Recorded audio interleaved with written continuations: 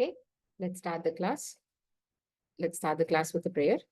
To the Supreme God, to my spiritual teacher, to all the spiritual teachers, holy masters, all the saints, holy angels, spiritual helpers, and all the great ones, we humbly invoke for your divine guidance, divine love, divine blessings, for illumination, for divine oneness, divine bliss, divine help, and divine protection.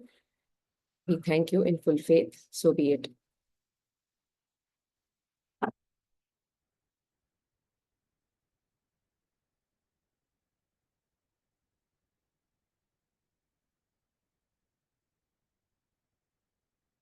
Hi, Roshni. Hi, Smita. Yeah. So I've already done the prayers. So we will just start the class right away. I have already started the recording. This is the class 7. Welcome to class 7 of this series. So this time I think we'll go directly to the questions so that we can even discuss the concepts while we are discussing the questions.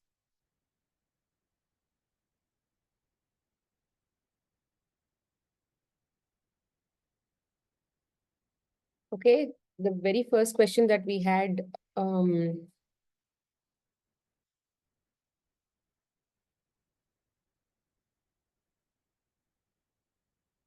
I'll take these two issues first. First thing I think I already addressed in the group, but then I'll just talk about it.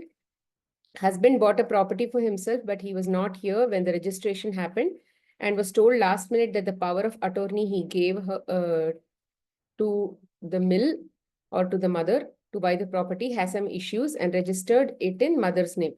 Now she is threatening that she will give the property to sister-in-law. Husband is angry with this and is going on for a year. This topic keeps on coming up and the frustration he gets translates to get angry. I am concerned about his health and I'm also angry that she is not doing the right thing. He spent all his young age lifting up his family's debts.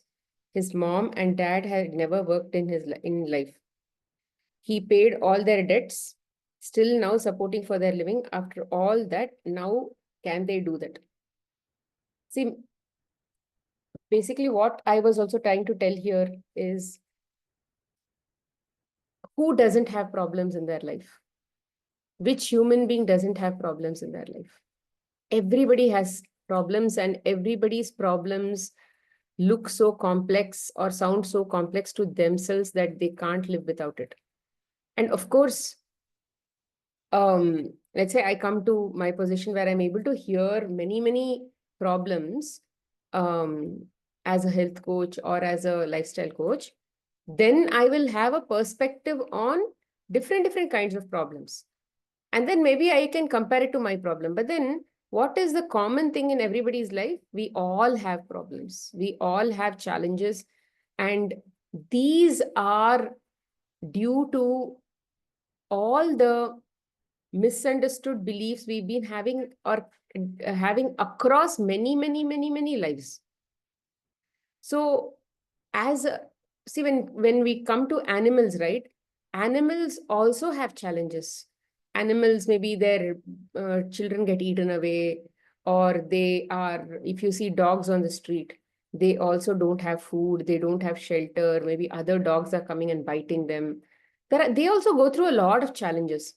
But as such, their yoni or their species or anything apart from a human is basically they have this mental attitude that this is the life, there is no intelligence built in to question life in terms of why such things are happening.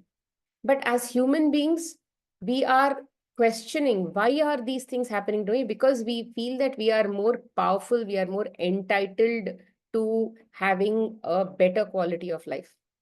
So see, every single person has different qualities of life based on the merits that they've acquired across many lives. What do I mean by merits is how much of awareness they have basically accumulated over many lives. Let's say from an animal, if we have just started to become a human being, The kind of awareness will be very close to an animal's awareness, which is I will just keep doing whatever I want to do, irrespective of anything. Maybe some human intelligence in terms of fighting and other things will be there, which is again still animalistic in nature. But as the consciousness continues to improve, consciousness is more like a moving train. Whether you like it or no, consciousness is constantly improving. And with that, knowledge is also being bombarded onto you, or it is coming to you. Everything is basically autopiloted. It is all coming. You are moving, let's say in a train, if you're moving, the chai wala is coming, samosa wala is coming, this is coming, stations are coming, sceneries are coming, ticket wala is coming, everybody is coming. It's not like anybody has stopped, nothing has stopped. So like that, even when you are going through the evolution, all of these are anyway coming, which means our POSCs are bringing us experiences according to where we are. For example, if I'm in, let's say, near Agra in a train, my POSCs will bring me here. Let's say POSC is the scenery, Agra related sceneries only will be coming. And chai walas from Agra only will be coming. And ticket collector who's probably local to Agra or local to that area, or local to the train for that matter. Anybody somebody who's very close to Agra only will be coming, because they don't travel very, very far. They just get down and then move on. So like that, our poses will be showing us experiences compared to where we are at that point in time in consciousness. Consciousness means how much of awareness you have. And this is very important to understand that wherever we are, that is the only awareness we will get.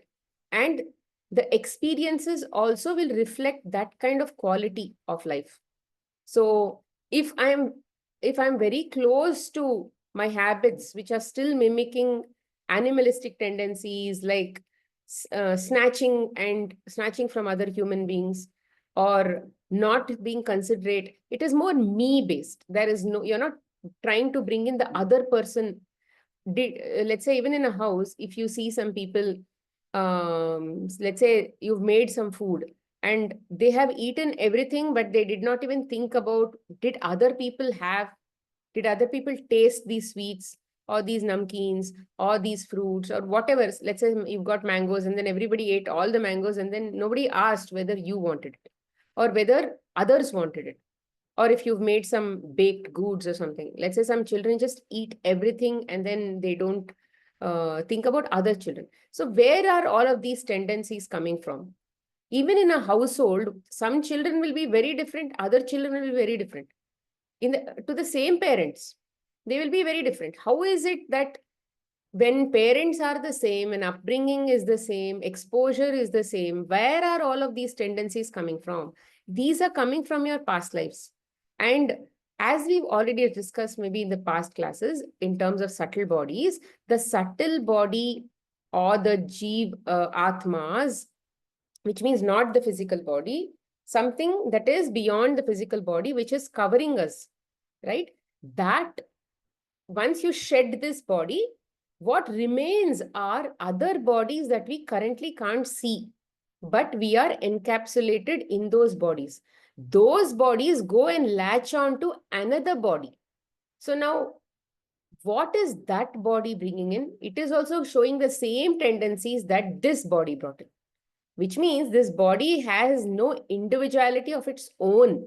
It is basically displaying the individuality of the connecting body, the body that is going from one body to another body across many lives. So whatever tendencies we have will mirror. So as we've already told, everything around us is like a mirror, and people around us are also like a mirror. It's like when you see people suffering, our loved ones suffering, they are also a soul. They also have come into a body. Rather, they have also have subtle body. They also have been attached to another body, and they are also experiencing those things. It's not like it is a virtual image or something. It is very much real. We are very much seeing them in solid only. and they are very much going through those experiences. But there is always a matchmaking done by the universe. What they are experiencing has a matching frequency for within me that needs to be triggered. So which means when they are suffering, I need to be able to see that and then understand what is happening within me. That is where I am also learning. So this is where poses comes in.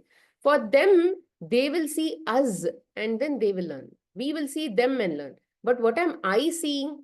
What are they seeing? What am I getting triggered? How are they getting triggered? We all don't know.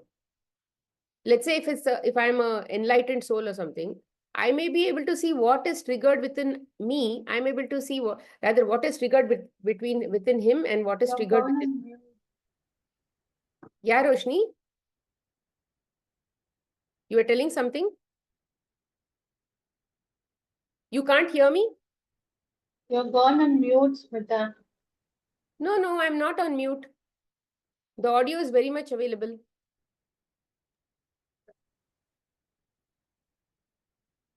You can't hear? In the beginning, you were able to hear, no? In the beginning, you were hearing, right, Roshni? In between, you stopped hearing, is it? Kirti, can you hear? Can you please confirm if you can hear my voice? Yes, I can hear you, Smita.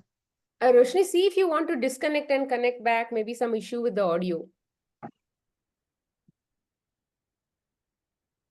Or maybe if you're on headset or something, that may not be connected. See if you want to just go on speaker directly. Okay. So coming back to what I was saying that whatever tendencies we have, Kirti, you may want to just see the past recording that we've done for the last 10 minutes.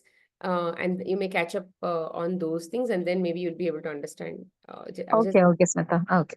Right. So what I was saying was, whatever tendencies we have are based on the subtle body that has attached to this body, and those are continued life after life, life after life, life after life, life after life. And they are nothing but baggage of our habits, baggage of our experiences or our habits. And these habits may be something where we look for we don't any rather these habits will say, I like this, I don't like this, I expect things to be the way it is, rather I expect things to be going on a certain way. So it's always in pursuit of happiness. In pursuit of happiness, there will be certain defined rules within our belief systems, which says, if I do this or if I experience this, only then I will be happy. So this pursuit of happiness is more from an ego point of view. Because let's say if you like eating some food, let's say if you like eating some kaju katli or something like that, you ate one because you like it.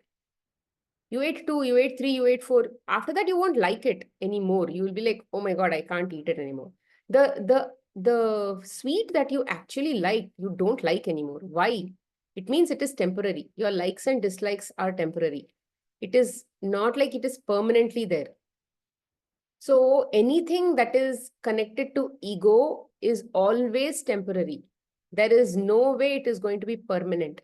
Let's say somebody was saying, right, I like for example, let's say you like your children to listen to you. Okay, you like your children to always listen to you. Let's say this, let's take it hypothetically that they always listen to you. But you will have another desire suddenly saying, oh my God, they are not at all independent. They are constantly asking me everything, or they're constantly wanting me to say something, and then they want to take decisions. When will they grow up? So there are these conflicting things. It's not like when your one desire is fulfilled, it doesn't mean that you're going to stop there. You will always be in pursuit of happiness, because this pursuit of happiness is the flaw that we have. That pursuit of happiness, we are like trying to chase a mirage in a desert. It is not there. There is no water out there. But we are constantly chasing water in the world, in relationships, in health, in many areas we are pursuing happiness. But the whole problem is the people are not constant. The body in which we are expecting health to be perfect is not constant. So if everything is a moving goalpost, how is it that we can actually achieve a constant level of happiness from all these things that are moving? We can't. So that is exactly why we have developed so many habits within us, in our subtle body, which is constantly giving us these problems, because what was giving you that happiness, that temporary happiness, is no longer giving you the temporary happiness. Now again, you're in search for that happiness. For example, let's say you have a belief system where, let's say, this person has to give me happiness. Now suddenly that person is not giving you happiness. What happened? You are actually in pursuit of happiness, chasing behind that person. Give me happiness, give me happiness, give me happiness, do this, do that, sending them Instagram messages, sending them gyan posts. Come, we'll go there. There is one Babaji, he's going to give you all these gyan. And then we'll go behind this person, that person. Then we will go read books. We will do what not, and then we will try to change that person only, because we believe that that person is the one who's going to give me happiness, because we have a we that there is a belief system that had strongly believed in, maybe in some past life or something. There is a imprint within us, a belief system within that subtle body, which is getting projected out from ourselves, saying, this person has to give you happiness. Where did it go? It went off.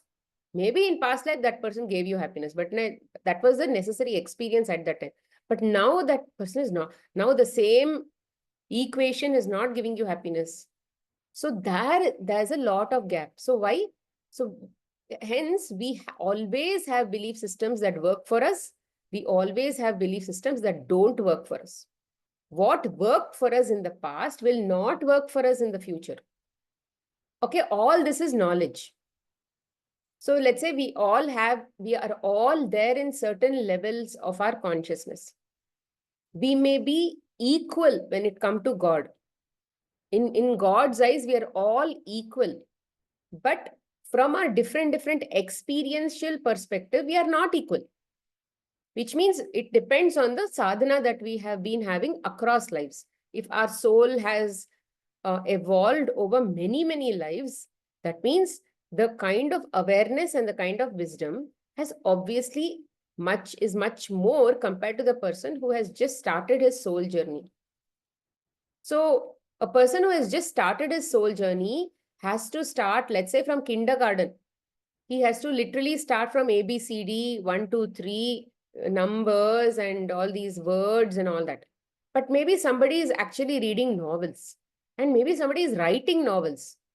Somebody has already become a PhD.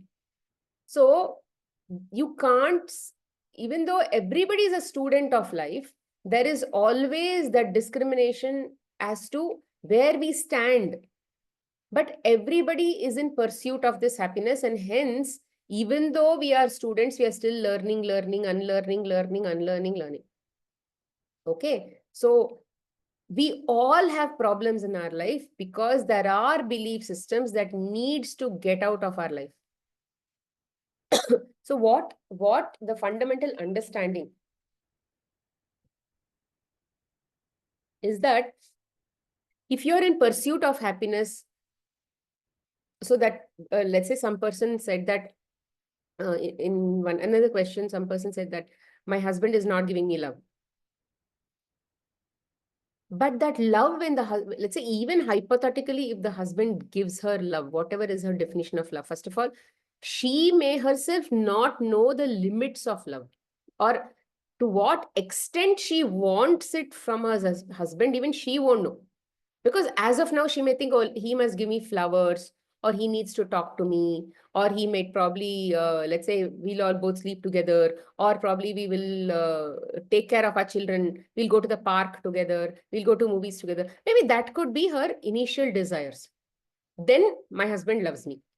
But then when all these are fulfilled, there will always be one next round of requirements. My husband should cut vegetables for me and give. My husband should also do cleaning in the kitchen and give. My husband should also, if I'm sick, my husband should also mop the floor and give. Maybe he's not doing all of those things. Hence, my husband doesn't love me. If he had loved me, he would have understood that I am sick, and then he would have definitely opted, he would have volunteered to do all these things to me. Okay, let's say even that hypothetically, that requirement is also fulfilled. Now there will be another set of requirements. So in all of these three sets that happened, my husband still doesn't love me. It goes from he doesn't love me, then he loves me, to again he doesn't love me, then he loves me. He doesn't love me, he loves me. So do we even know what is that key thing if a person does?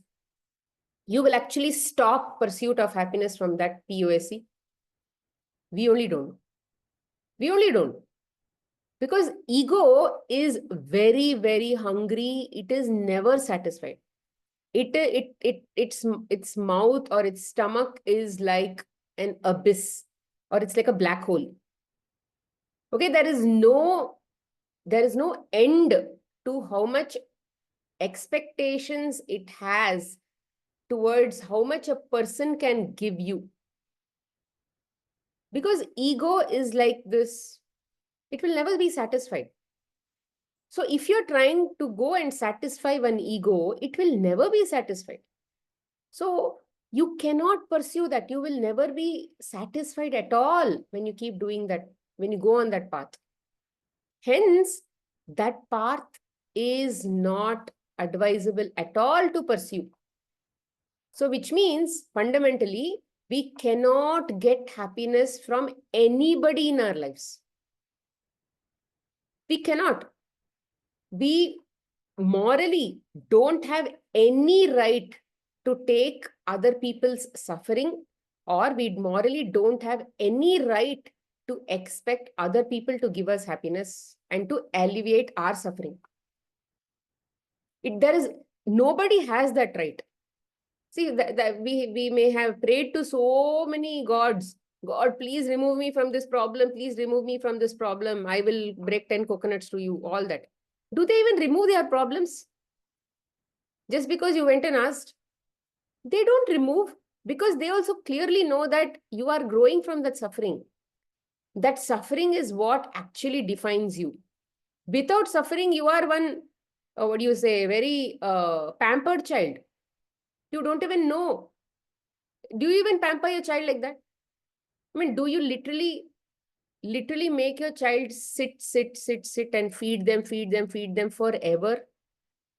Don't you, as mothers, don't we even think about, oh my God, if they continue to keep sitting like this and constantly get everything, no, let's say no going to school, no nothing, they're just eating, sleeping, going behind whatever they want.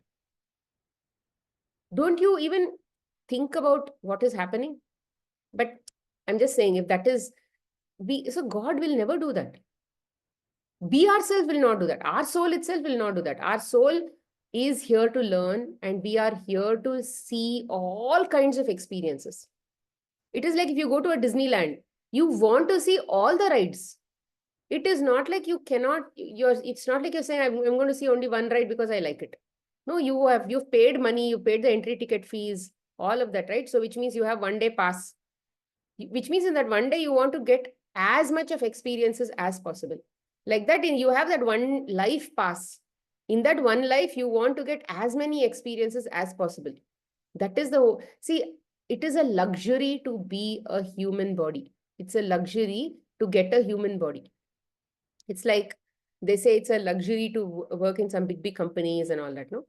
Because they have a lot of facilities. They have a lot of benefits and all of those things. So like that, it is a luxury to basically be having a human body, or a spiritual being waits in line to basically have a human life. That is what Bhagavad Gita says. So nobody cares whether this human body has horrible experiences in it, or whether this human body has average experiences. It doesn't care. It just wants a human body because it can grow to a large extent just with the suffering that are experienced in the human body. That's it. So that is the kind of privilege we all have, and which is why we crazily come here life after life to choose this human body. Life after life, we are constantly choosing this human body because we want it irrespective of whatever we have. And suffering or challenges in this human body, as long as we lack the awareness that we are the soul, is a given. Because as long as you lack that awareness, you will constantly keep creating ignorant creations in ignorance, rather creations in ignorance, which means your thinking is basically coming from a place of ignorance. Your actions are coming from a place of ignorance. Your outcomes will reflect that ignorance. And because of that, that ignorance will still, that those ignorant habits will continue again and again. This is the kind of life we will continue. So which means, let's say we made some decisions from a place of ignorance. You enjoyed that. Okay, you enjoyed the creations that you did as from a place of ignorance. Then in the future, that will again, you'll say, oh, I don't like it anymore. And then in this life, you want to remove that. So it's like we are trying to remove one ignorant belief system from a place of ignorance only. Okay, literally, we don't have an idea of who we are. So which is exactly why this subtle body is using us like a tool. That is also an ignorance only. I'm not saying subtle body is very intelligent or something. That is also an ignorance. This body is also used in ignorance. It is like a child has been given a gun and then it is constantly trying to shoot here and there, and then so all of this is anyway happening. So it is a given that we all have challenges in our life. And in this pursuit of happiness, in this pursuit of taking in some ignorant beliefs, removing some ignorant beliefs, again taking in some ignorant beliefs, removing some. So this cycle is constantly going on, and we are also constantly evolving. But to some extent, because there is intelligence in the human body, intelligence in this human body, little bit clue about, maybe this is not working for me, I need to stop this and all, will come in between all this drama. Let's say, for example, cigarette smoking. We think that cigarette smoking is bad. Why? Have you even smoked a cigarette in this life? Why do you think it's bad? Just because some ads told that it is bad, do you think it's bad? No, but for some reason you are repelled from actually trying a cigarette. Why? Why is it that you don't have that curiosity to even go try a cigarette? Because there is a belief system within us already which is so strong that we must not even touch a cigarette. Because we have already done it. We've already smoked it. We've seen the consequences of it. So which means what? We keep doing. Then we suffer, we keep doing, and then we suffer. Then we'll say, oh yeah, maybe that cigarette actually caused this problem. And then we leave the cigarette. So we took the ignorant decision of trying a cigarette. Then from another place of ignorance, a higher place of ignorance, we say, oh my God, maybe it's the cigarette that caused all these problems. I will quit the cigarette. I mean, everything is happening from a place of ignorance only, but at least to some extent, you are trying something or the other in the world. All these habits you're trying in the world, you're making some decisions and you're moving on. It's like you're sampling everything. Because if we were an enlightened master, would we go and do all sorts of nonsense that we've ever done in our life? Would we ever do that? Would Krishna come and then go do all kinds of nonsense like cigarette smoking, maybe hurting a human being, or let's say disrespecting a woman, or disrespecting other people, hitting a child, shouting at a child? I mean, do they even do such things? Why? What is the difference between us and them? They know who they are. They are in awareness of who they are, and they truly know. But we don't know who we are, which is why we are in ignorance. And this ignorance is like a big baggage. It's like you're removing one ignorance one, and then you're adding ignorance number two. Ignorance belief system number one, ignorance belief system number two is added. Again, you remove two, you'll add number three. I mean, we are literally in the same pool. We are just sampling one after the other, one after the other. It is still coming from a place of ignorance only. But a better ignorance. I mean, a better state of awareness compared to the previous ignorant state. Okay, we are still in ignorance, but we are in a better place compared to the previous ignorance as we move ahead in consciousness. But we are still in ignorance. As long as we get enlightened, we will still be in ignorance. So there is no way that you can say that I can't have challenges in my life. I don't want. So which means by habit only we are pursuing happiness. And by habit only we will say, I don't like this, I like this. And this habit, that habit. I mean, literally we are juggling the same thing. That is the way life is. Right? You can't, a child, as long as, let's say, they are, as a parent, you've seen children constantly doing something or the other mischief. Maybe they spill something, and then maybe they write on the wall. So many mischiefs they keep doing. Maybe at the age of 2, whatever mischief they did, at the age of 3, some other mischief they will do. At the age of 5, some other mischief they will do. At the age of 6, 7, 8, 9, some other things they will do. Maybe they'll, at the age of 10, 12, they'll come to the kitchen and then they'll serve whatever they want to serve, and then they'll leave everything open and go. Or they take the curd or something from the fridge and they don't keep it inside. So all of these are part of their mischiefs only. But a toddler may not even have the kind of awareness that a teenager has. At least to some extent, whatever toddler may write on the wall, a teenager may not write on the wall. So like that, we are all at different states of our consciousness. Some are toddlers, some are, let's say, 6 to 10 year in that range. Some are in 12-year range. Some are in 20 years range. Some are in 30 years. So we are all in different stages of our soul growth. It's our soul life, or it's a soul experience is different. So based on that, even if we are in ignorance, we may be at a different level of ignorance, but we are still pursuing happiness because we believe that somebody out there has that happiness. So coming to what I'm trying to say is, there is no way you can say that I have made a dosa at home, but that dosa doesn't have holes at all.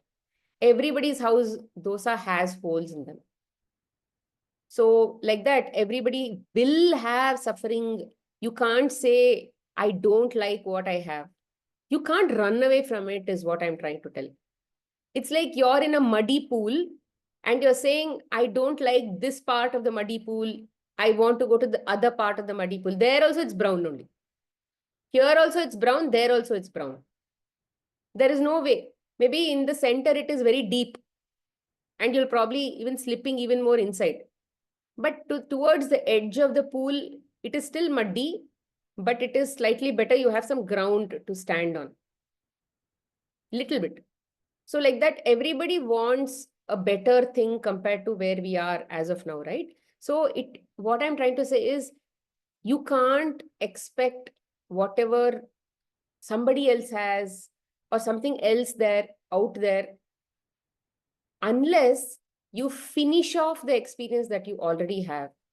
There is no way you will go forward in life by expecting happiness from external situations, because they will never give you. The POSEs are not here to give you happiness. So if you want happiness from husband, if you want happiness from, let's say, your relatives, they may not give you.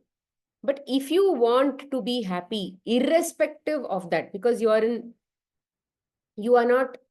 restless without happiness, then that happiness has to be searched inside only. Because if the happiness, it's like, if you had everything at your house itself, then obviously that is far more easier than to keep going to the market. Something like that. So if you had that happiness, if somebody tells you you have the happiness at home itself, you don't have to go to market every single time. That is a aram se thing, no? So this is what we have to do. We cannot search for happiness in the world. We cannot fix people. It is impossible to get all of those things done. This is where that ignorance has to crash itself. You, you cannot go and then the ego wants happiness from others, but it will never get. And you will never be able to satisfy that ego and search for happiness. Come, ego, come, let's go and find happiness. We'll get it from this husband. We will get it from this child. Come, we will keep searching. We will do this strategy. We will do that strategy. All that will never work at all. Why? Because ego, first of all, will not be happy. How much ever that POSC does for you, the ego will never be happy. And you are now running around with this ego, constantly trying to satisfy. Imagine that you have a relative or you have a friend and then you've taken them out for sightseeing. And they are not satisfied at all. They'll say, oh, no, yeah, this is not good. So we will go further. We'll go to another place. We'll go to another place. It's already 12 o'clock in the night and you're still trying to go to some other place. It will never be satisfied. Even second day, third day, fourth day, fifth day, no, they'll never be satisfied. That is what the nature of the ego is. Because it is in search of happiness that is permanent. Ego also wants what the soul wants only. Ego or the body is trying to get self-realization. It is not the soul. Soul is already self-realized. But ego is in search of a lost friend. Soul is that lost friend. So that lost friend is, when he meets that lost friend, right? That is when he'll be 100% happy. So now that ego is ignorantly searching for that lost friend in all relationships, in their behaviors, in the food, in health, in children. Is that lost friend there? Yes, lost friend is there, but the way it is searching for that lost friend is different. It doesn't know how to search for the lost friend. It has only a feeling. Somebody is saying, oh, how does your lost friend look? I don't know how does it look, but I know when I meet my lost friend, I know how it feels. That is the way we are all in. We don't even know how that soul looks. We don't know how that soul, when it comes in front of us, when the soul comes in front of us, will that soul give me happiness? We don't know. We don't know anything. We just know that I want to meet the soul and I know that I'm going to be very happy, permanently happy types. So this pursuit of happiness in the external world will never be fulfilled. And we will keep searching, we will keep searching, we will keep searching. Do you think this class is enough for you to learn? No, this class is not enough. Is this class enough for me to learn? No, it's not enough. But we have to keep attending such classes again and again, keep hearing all these things, keep practicing. It will all sort of become like at least something that you're constantly hearing, and then someday this hearing constantly will also make you practice it. So we need to force habits of such nature into the ego so that it stops looking for happiness in the world and starts going within for pursuit of that happiness, because it's already there in-house. It doesn't know where it is. It has lost. It has forgotten where that happiness is. That soul is within. The best friend is within. The happiness is within. Everything is within. It just has to go in the opposite direction and come within and go see. So coming to this question about the first question where she said that the husband was outside, or they were living abroad, and then they wanted to buy a piece of land, or a flat, and due to some legal issues or something like that, the mother-in-law, or let's say in the mother's name, the property was transferred, but the money was given by the son. And at the time, the mother told that I will not use the power of attorney, and then so it's no longer in the son's name. It is all in the mother's name. And the children think that they have sort of cheated and made it in their name, even though that was not the intention. Then the intention was never to put it in the mother's name, but then let's say it happened like that. And now the mother is saying it is mine and I'm going to give it to the daughter. So, but these people have invested some lakhs and crores of money into into this flat. And now they are like, I don't have a flat anymore because now my own mother is actually doing this. So there is so much of a grief. There is so much of betrayal. There is so many other feelings of lower frequency feelings that are actually happening. But like I said, wherever you are in whatever states of consciousness, those are the kind of poses we get. Because when we are in that lower states of consciousness, the frequencies that are going to be that you are exposed to. For example, let's say a person is in a drainage, and then when he jumps into the drainage, he will be covered with shit all over him. That smell will be like that only. Now, let's say the person doesn't jump in that sewage, he goes and jumps in some other muddy puddle, rain puddle. It is not smelly, but he's still covered all over by mud. Now, let's say the same person goes and jumps into a clean pool, maybe a river. The river also has some dirt and other things, but it may not be a muddy puddle. It still has a lot of, let's say, leaves, twigs, and branches, and weeds, and so many other things. It is much better than a muddy puddle, but it is still cleaner. Now, let's say a person goes and jumps into a swimming pool. There is, let's say, a very clean, well-maintained pool and all of that. It is still very clean. So, which means he is not at all affected by any dirts there. So, like this, in all states of our consciousness, we will be having, or we would have got stuck through emotions, or we have been through emotions. Okay, emotions of lower nature, emotions which are lower frequency in nature. Lower frequency means something that is very, very dense, something that feels very negative, that something that feels very heavy, right? All those kinds of emotions are stuck to us, are inside us, inside the subtle body. Because the subtle body has jumped into a sewage canal initially. And now, after he jumped from the sewage canal, that sewage canal junk has to be removed from him, right? So when he goes and jumps into another river or something like that, how will he remove all of that sewage that is stuck to him? Somebody has to go tell him, see, here there is sewage that is stuck. See, on your back, there is one more junk that is stuck. On this part of your body, something is stuck. On that part of your body, something is stuck. On this part of the body, something is stuck. So like that, when you're constantly shown where all it is stuck, because your eyes cannot even see your back. Your eyes cannot see many parts of your body. Like even your face, it cannot see. So like that, there are always people in front of you who will tell you, see, this is what you need to work on. This is what you need to work on. This is what you need to work on. So this is very fundamentally, this concept you have to fundamentally remember all the time, that it is impossible for your experiences to be different unless you are different. Unless you have shifted, experiences will not shift.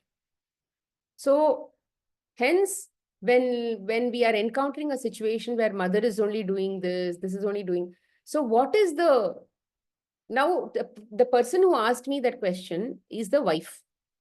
Now, when the wife is asking me the question, what will I tell her? I can't go tell her. See, what is the solution here? It is like a family drama that will never end forever. What will you do?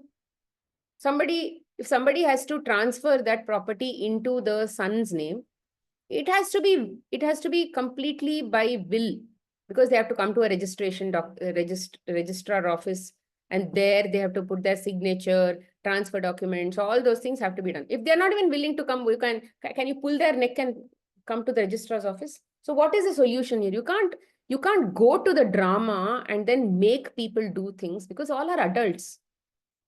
You can't do anything. Even if you go and kill them, in next life also you'll make the same situation. And then what? Will you keep killing? No. Removing the problem means you have to be willing to listen to the POSEs and say, and be willing to say, and be willing to look at what is that junk that is actually making things smelly on your body. Where all the sewage is stuck on your body. You enjoyed when you actually dipped into the sewage canal, right? You actually enjoyed, oh my God, water and all of that, you jumped. But then, oh my God, oh gee, it's smelly. Only after some time you realize it's all small, smelly, and then you got out of the pool. But then now it is all stuck on your body. And once it is stuck on your body, somebody has to come and let's say tell you, they'll give you water, right? They're trying to give you water and saying, hey, there is this junk here. Do you think I should throw this water on you? So we should be willing to make them throw that water also on us. So like that, there are lots of situations that we have in our life which you really cannot solve out in the world because everybody is a constant. They will not change themselves. The mother-in-law will not change herself. Husband will not stop being angry. Husband will not stop expecting such things from the mother. Why? Because, oh yeah, there's a higher belief system which says mothers should be like this. Mothers should always be selfless. Mothers should constantly look at all the children equally. All of that is there. But then, yeah, they're not doing it, no? So what can you do about it? Can you pursue happiness in this situation via those people? You are angry because mother-in-law is not doing her due diligence. You are angry because husband is shouting at you because he's angry. You are worried about the husband. Can you fix anything in this? You can't fix anything in this. What can you do? Okay, if at all I can do something about it, what can I do?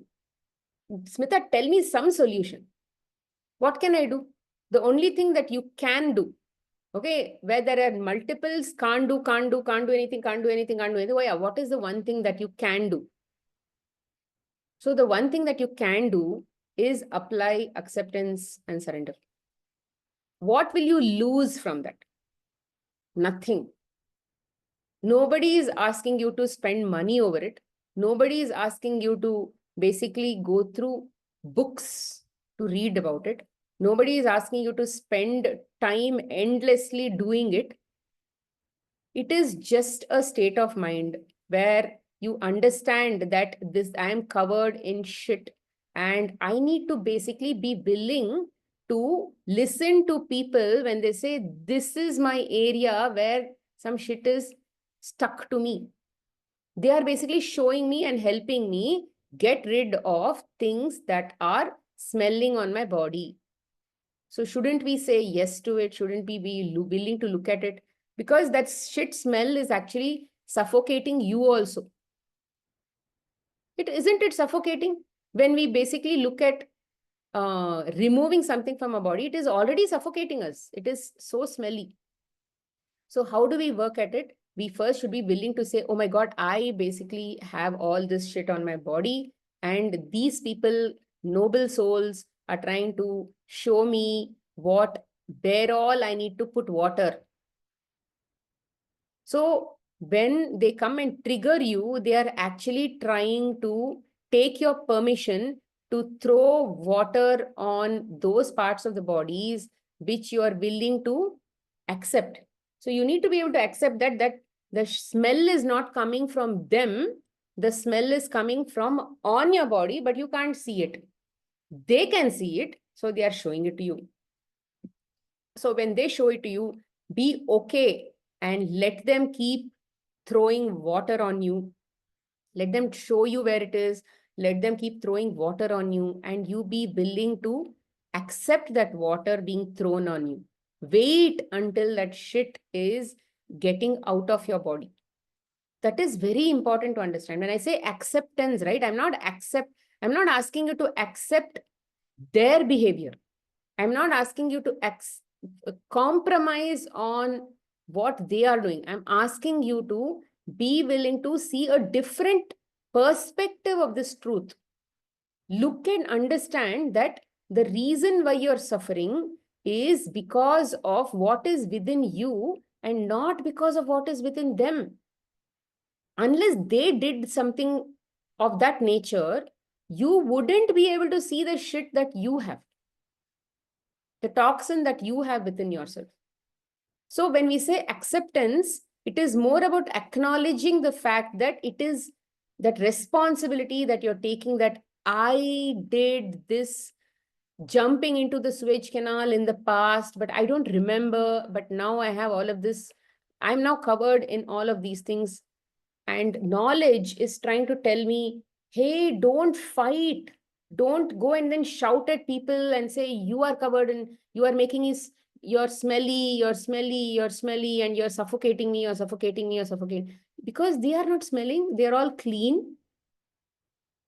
It is, they are, I mean, I'm not saying they are clean or whatever. I'm just saying that they are trying, what's in it for me? You look at yourself. You look at what you are learning, because focusing about them will not really make a difference here. So acceptance is all about what can I do about it? And when, as soon as you bring your attention to, okay, here, okay, yeah, you can throw the water. So you're basically just looking at this point and they are throwing the water, throwing the water, throwing the water, and you're seeing this flow out. You're seeing it's flowing out. The toxins are just flowing out with that water. Patiently wait until it gets out of you. Patiently wait. You don't have hands or something to clean it like this. You just have to wait. It has to keep, they have to keep throwing water, throwing water, throwing water, and then only it will go. So some takes longer time, some takes shorter time. Typically, if you have close relationships, husband, wife, mother, father, children, they literally are trying to clean hard wastes which are stuck, ziddi dag, they say, no? They're basically trying to remove such things. And it takes a lot of water for them to basically remove. It takes a lot of force. It takes a lot of rubbing for them to basically remove what's on us. There is a story that our Gita teacher told. So apparently in, I think in heaven or something like that, when there was a banquet arranged, and then the rule was, you can't fold your hands. You can't fold your hands when you're eating. Your hand has to be straight only, but you have to eat. So what they smartly did was they took the plates, they took the food, and they fed somebody else. They all fed each other through, which means everybody ate their food through somebody else's hands. So we are all in that kind of a journey. We can't feed ourselves. We can't grow ourselves. We have to be willing for somebody else to feed us information about what is not okay within us. And that is the journey. The journey, somebody else will trigger us, somebody else will clean us, and only that is how we'll get washed off from all the things that are unnecessary within us. So even in her case, what I was trying to tell her is, imagine that the spice that you feel, that was the example I gave her. I said, imagine that there is a spicy feeling that you have in your mouth. And that spicy feeling was the pickle that you have on your tongue is already there. It did not come from the food that they gave. Suddenly, sometimes we'll be eating, let's say, idli chutney or dosa or something like that. Or maybe in multiple, in a thali, when we are eating something, we suddenly feel very spicy. Then we are trying to figure out, did it come from this chutney, or did it come from that curry, or did it come from the sambar? Because you've mixed everything and you've eaten. Now you're suddenly trying to figure out, oh my God, which is the one that is actually spicy so that I can remove it. So here, the spice was already in her mouth. So now some new food has been eaten, and you can't say that this food is spicy. You still have to, since the mouth is already spicy, you have to wait for that spice to get out. You might eat jaggery, you might drink water, but still it will be spicy. To some extent, it will numb the spice on the tongue, but spice is still there. The burning on the tongue is still there. But how will it go? Actually, how will it go? Only when you allow the saliva to flush it. Typically what I do is I go to the sink. If my tongue has become very spicy like that, I just go to the sink and I drool like a dog. Just keep my mouth like that, and then the saliva will literally wash it off into the sink. It is a good way to cleanse that spicy feeling. So which means we are waiting for the saliva to be secreted and then remove it to that extent. So we have to patiently sit through those issues. It will not go. The very fact that you're accepting that I have a problem, and the problem that rather I have a belief system, and that belief system is what is hurting me, and hence I need to be just accepting. That's all. I need to just stay calm, stay peaceful, and not in the past, let's say I would run around, say, oh, how can I fix it? How can I fix it? How can I fix it? How can I fix it? But now you're no longer running. How can I fix it? You know that the very fact that it is inside me, I can't do anything about it. I just have to sit with it. It will go when time. Once you observe that it is there within me, no, that is more than enough. It is like, my eyes, my drishti has fallen on you. That's it. It will start burning. So that drishti, that vision, or that, what do you say, that, yeah, it's called drishti only. I don't know what you say in English. So that drishti has to fall on self, on that belief system. So the more it keeps falling on that, every single time a trigger happens, it will burn, it will go away, it will get released. That is the only way to clean ourselves. So even if you go to anybody for that matter, you go to, let's say, a saint, you go to Sadhguru, you go to a Shri, you go to, let's say, some other Babaji, you go to anybody, what do they actually say? What is how do you, I mean, why do you like them? Because they are very patient. They display qualities that are far more superior compared to you. They are talking better. They are teaching some sadhanas. They are giving you some tools. But ultimately, what everything is telling you is, have patience, do something else.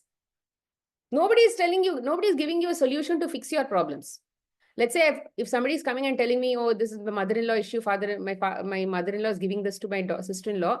Is anybody coming and telling, come, let's go talk to your mother-in-law, I'll put some sense into her head? Is anybody coming and telling you, let's say you go to an astrologer, you go to so-and-so, so-and-so, so-and-so. Anybody, are they trying to fix your problem the way you want? Nobody is doing it. Because that is not even a problem to be resolved. You cannot fix problems. It is like a dosa that already has holes in it. Can you fix it? You can't fix it. It is already now a dosa. It is not a batter. If it's a batter, maybe you can. So the batter has now already come to earth and it has become a dosa. Now in the dosa, there are holes. All that you can do is accept the whole dosa with holes and just eat it the way it is. Can't do anything about it. So everybody's life has some holes, and then the holes are being shown to you. These experiences are coming to you. Can you fix them? No, you can't fix them. You can't fix those holes. But what can you do is basically believe that these holes are because I made that dosa on this pan. I made this dosa. That's why the hole is looking like this. Somebody else's dosa pan hole might be something else. My holes are different. Your holes are different. So in my dosa, my holes have a unique nature, and I have to just take responsibility for it. And I have to eat it the way it is. Can't help it. That is what is called acceptance. It is my dosa. Trust that it is your dosa. Put faith that this is your dosa. Eat it the way it is. Endure the dosa. Stay with the dosa. Don't fuss about the dosa. Just live it the way it is. Yeah, you may dislike it. But the whole point is coming to the fact that I don't like it is my problem. I need to just get out of it. If I constantly keep saying, I don't like this dosa, I don't like this dosa, yeah, you'll be hungry ultimately. That is what we are, right? We are all suffering because we are hungry. We are not in acceptance. But we eat the dosa the way it is. Then we'll all be satisfied. stomach will actually be full. So we need to eat that dosa the way it is, day after day, day after day, day after day. Once our mindset comes to an acceptance that, it's okay, pa. Whatever dosa we have, it is perfectly okay in my life. So once that kind of mental status comes, right? So the more you keep going to that 100% acceptance of, I have these belief systems, and that is why I am suffering. So once your drishti goes to that fact that I have these belief systems, and it's within me. Oh, all of the quality of life that I have is because of the quality that I have in me, the quality of consciousness that I have risen to. It's like I'm in first standard. That is why my experiences are like this. Staying in first standard, we can't say that I want fifth standard experience. Can't do, no? You have to basically live with the fact that I'm in first standard, and experiences that I get will be in first standard. And of course, a first standard student, a fifth standard student may not be able to compare each other's, but they think that, see, they are all great. They are having these nice attention from teachers and all that. Nice benches are there. They have this nice class. All of that they'll think. I also want to be in fifth standard. Like sometimes your siblings, right? Younger children. They say, even I want to be like you. Even I want to get the attention like you. Only you are doing everything. Even I want to do. Mummy is giving you only to do everything. So some of these comparisons will always be there. But what I'm trying to say is this acceptance should basically come from the fact that it is within me only. I can't do anything about it. I need to jhelna hai, they say, no? Jhelna hai is more about helplessness, which means you're suffer through it. I'm not saying suffer through it. I'm just saying endure it. Endure it with fully understanding, taking full responsibility.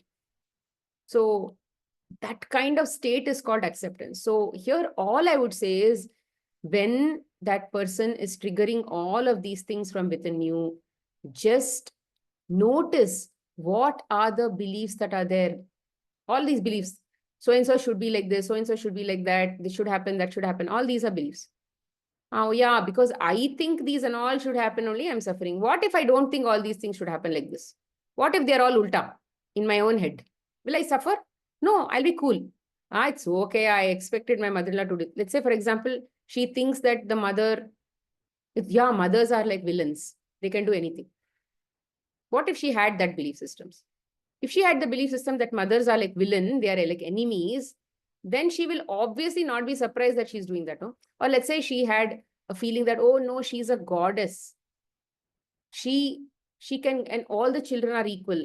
Whether you take it or they take it, everything is the same. So then that person will be having a different idea about such a case. Or let's say the brother itself had a lot of love for the sister. Then when the mother is giving that property to the sister, he will be like perfectly okay. So many such things are different majorly because of the beliefs that they have. So all I would say is put drishti into your thing. Okay. Now next question is, why am I not able to apply acceptance? Why am I not able to apply surrender? It feels so difficult. Yeah, I understand here all my belief systems. It's all within me. But still I want it. I still want all of those things to happen. I'm still unhappy that all these things are not happening. Why? Because ego is in control, not your mind. So ego still wants to pull you and go, come, let's fix them. Come, let's fix them. And you are going. You're trying to go there. You're trying to fix them. But then there is one mind, and then you come and attend this class and then say, oh, Smita will say, no, don't go to that path. Just do this. And then, so you have a conflict. You want to do that also, you want to do this also. So like this, what is it that actually constantly keeps happening like this is because the ego is in control, and you also want an easy fix. You want them to change. You don't want to basically, it's not fun to basically just put the drishti on your own belief systems. It's not fun. It's easy when you say, let them change. Let them change. Why should I change? I'm perfect. All of these things are constantly there. So, which is why we need to have a spiritual routine. A spiritual routine which is like we are trying a thread. we are tying a thread to our goal, which is God. We are trying a thread to God and saying, keep pulling me, keep pulling me, keep pulling me. You're constantly putting on application and saying, keep pulling, pull me, pull me, pull me, pull me, pull me, pull me. Keep me on track. Keep me on track. Keep me on the right direction. Let me know what to do. Whatever experiences are coming, yes, it is for my good. I understand. But help me to understand how to deal with that. That is the only question you can ask God. Help me to understand how to deal with that. Help me to sail through it, not run from it. You can't run from anything because it's your own dosa. You can't run from your own dosa, right? You have to stay with it and endure it and face it. And spiritual routine will help you raise your energy, which means if you're, let's say, in Rajasthan or something, suddenly it will at least take you to the level of Agra in terms of consciousness. Okay, something higher. And let's say from that higher state, or let's say, for example, you are here, it will at least take you to a helicopter state. And in that, from that helicopter state, you can actually see your own life's happening in a better clarity. And then once you will come down after that. Okay, it's not like you'll always be in that helicopter. You'll come down. Once you come down, at least then you'll have that understanding of, oh, actually, it's like this. Okay, fine, let me accept this like this. So you need to have a routine where you're constantly practicing to be in that state of spiritual routine. When I say spiritual routine, let's say if it's a mantra or a chanting or anything for that matter that you're constantly thinking, which connects you to God. Keep doing every single day, keep doing, whether it is hearing it, whether it is chanting it, whether it is looking at it, mentally doing it, it doesn't matter. But it is always important for you to keep doing. Otherwise, you will go, it is like a mountain climber. A mountain climber is always, let's say, climbing. And then he puts the hook to the top portion of the mountain. And then he pulls himself up. Like that, the top part of the mountain is God. You have to pull yourself up. You have to pull yourself up. So you have to keep doing something or the other to keep going ahead, to climb. Climbing is not easy, right? Is climbing easy? No, getting down is easy. Climbing is not easy. Climbing requires a lot of muscles. It requires a lot of pain. It will make you feel the pain. It is a lot of hard work. And that is something that all of us despise. We don't like it. We don't like hard work. We like everything easy. And it's easy, right, to expect somebody else to change. If only can do this and then that person gives me this happiness, then my life will be like done. So we are constantly fixing other people. It will not work. So the whole problem is, whole life we will chase other people thinking that it's a shortcut, but that is the longest route that you can take to fix and get yourself happiness. And the more you pursue that path, it is a waste. So when you hook yourself to God and keep doing something or the other to pull yourself up every single day. What if you don't do one day? If you don't do one day, you will fall down to some extent. Every single day, you'll fall down every single day. So you'll not stay in the same place because the circumstances are very different. There is heavy breeze, there are ants, there are so many things on the mountain. You can't stay there. If you don't climb, you will fall down. You will fall down to some level. And from there again, you have to climb. So if you lose a spiritual routine, you will clearly know how much you have fallen after you go back to that spiritual routine.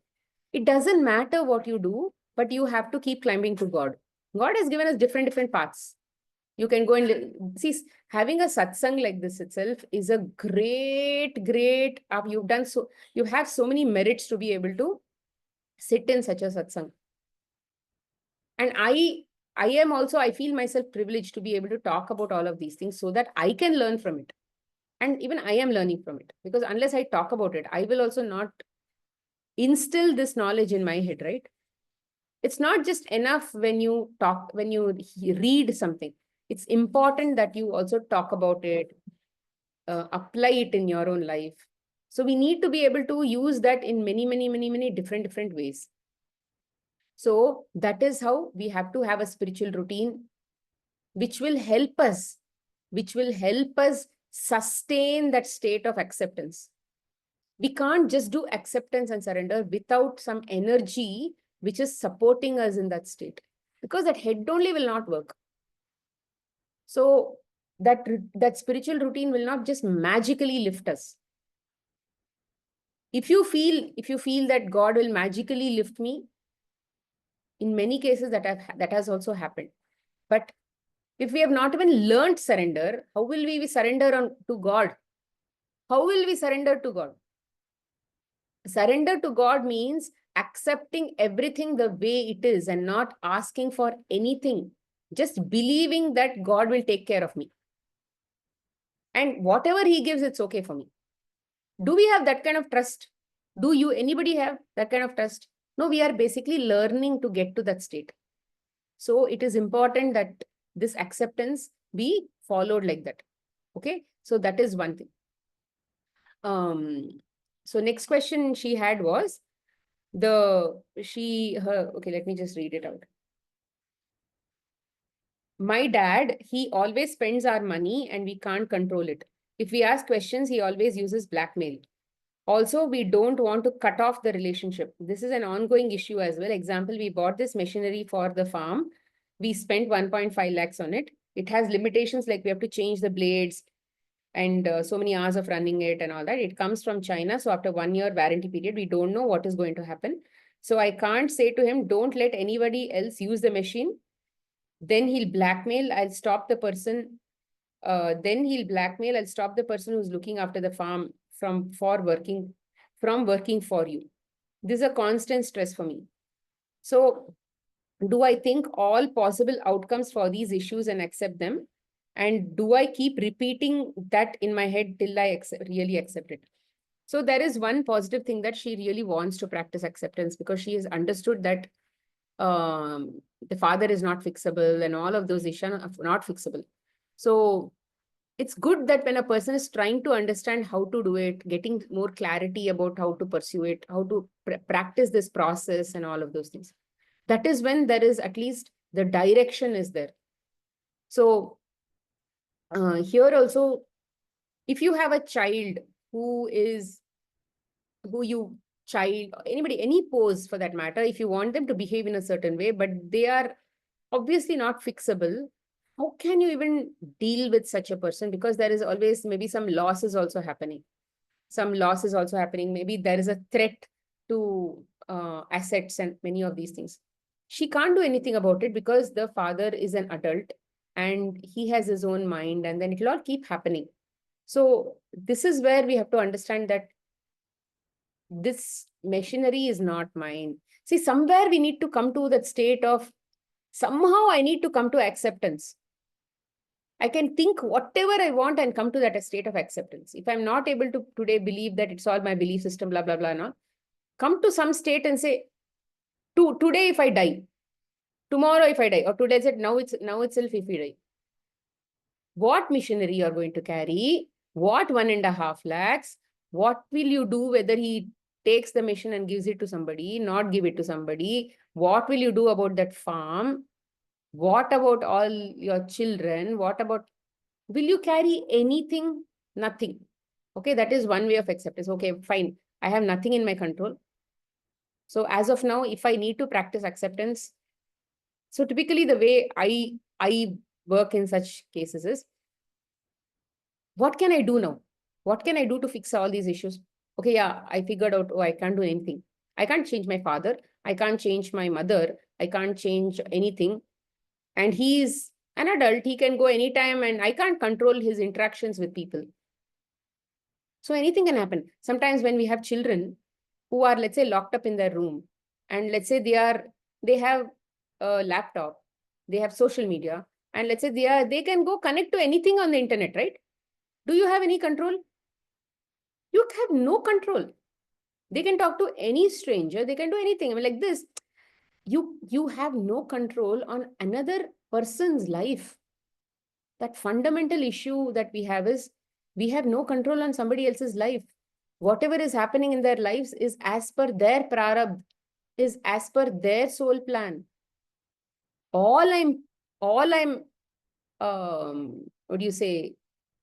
Um, all I have authority to basically see is what when they come in front of me and when they display something in front of me. But otherwise, I don't have anything, right? I have no right to even go and look at their life, what he does, who he speaks to, nothing. So when does all of these things happen? When we are in that kind of consciousness. In this kind of consciousness, these are the experiences you'll get. This is the quality of experiences you'll get from every single pose. But what should you do? You should focus on going to a higher step. Instead of fixing the people in this step, you need to go to a higher step. You need to, let's say, focus on going higher towards your own goal, which is here. If you focus on your goal and keep going higher, yeah, I don't like this. These experiences are anyway not working for me. What is it that I have to learn?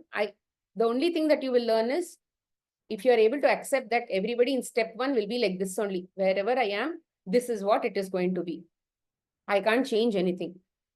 But what can I do? So that this is what it is. I can't do anything. This is the way it is. This is supposed to be like this.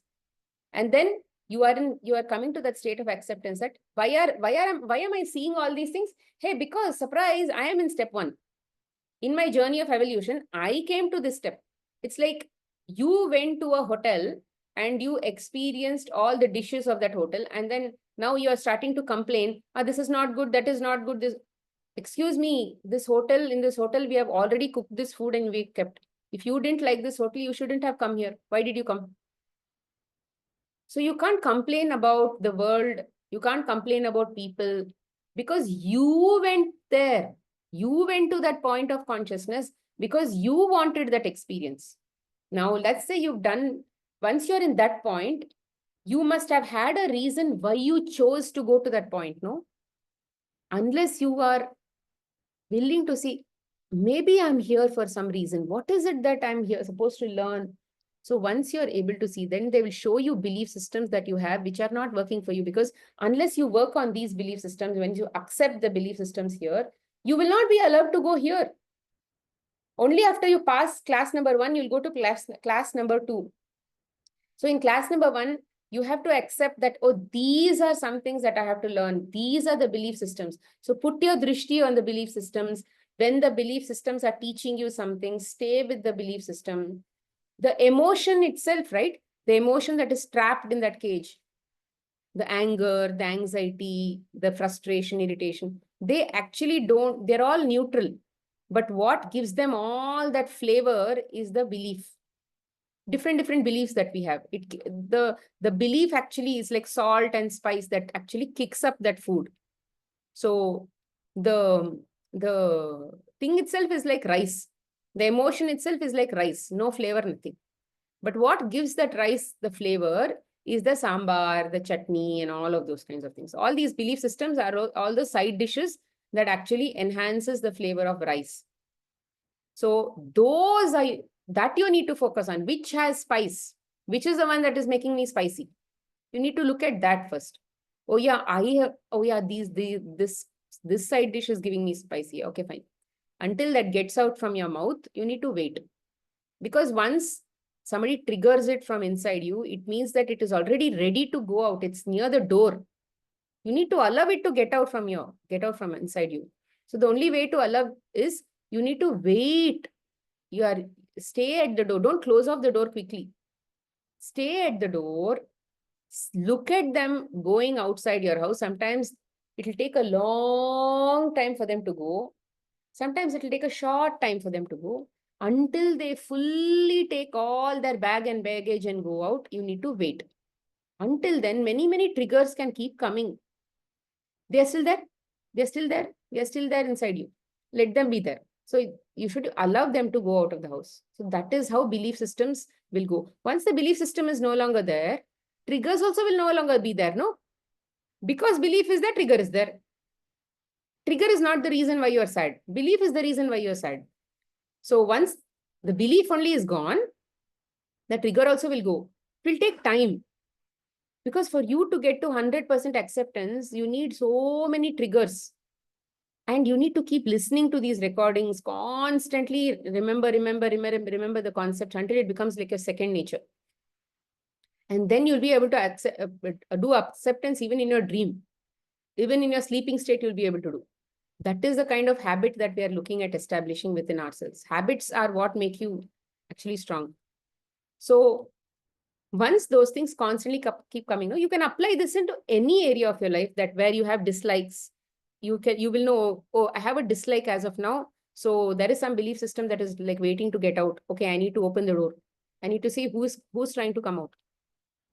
Sometimes you can even close your eyes. You don't have to know who's coming out. You just have to stay in that state of acceptance that something is coming out.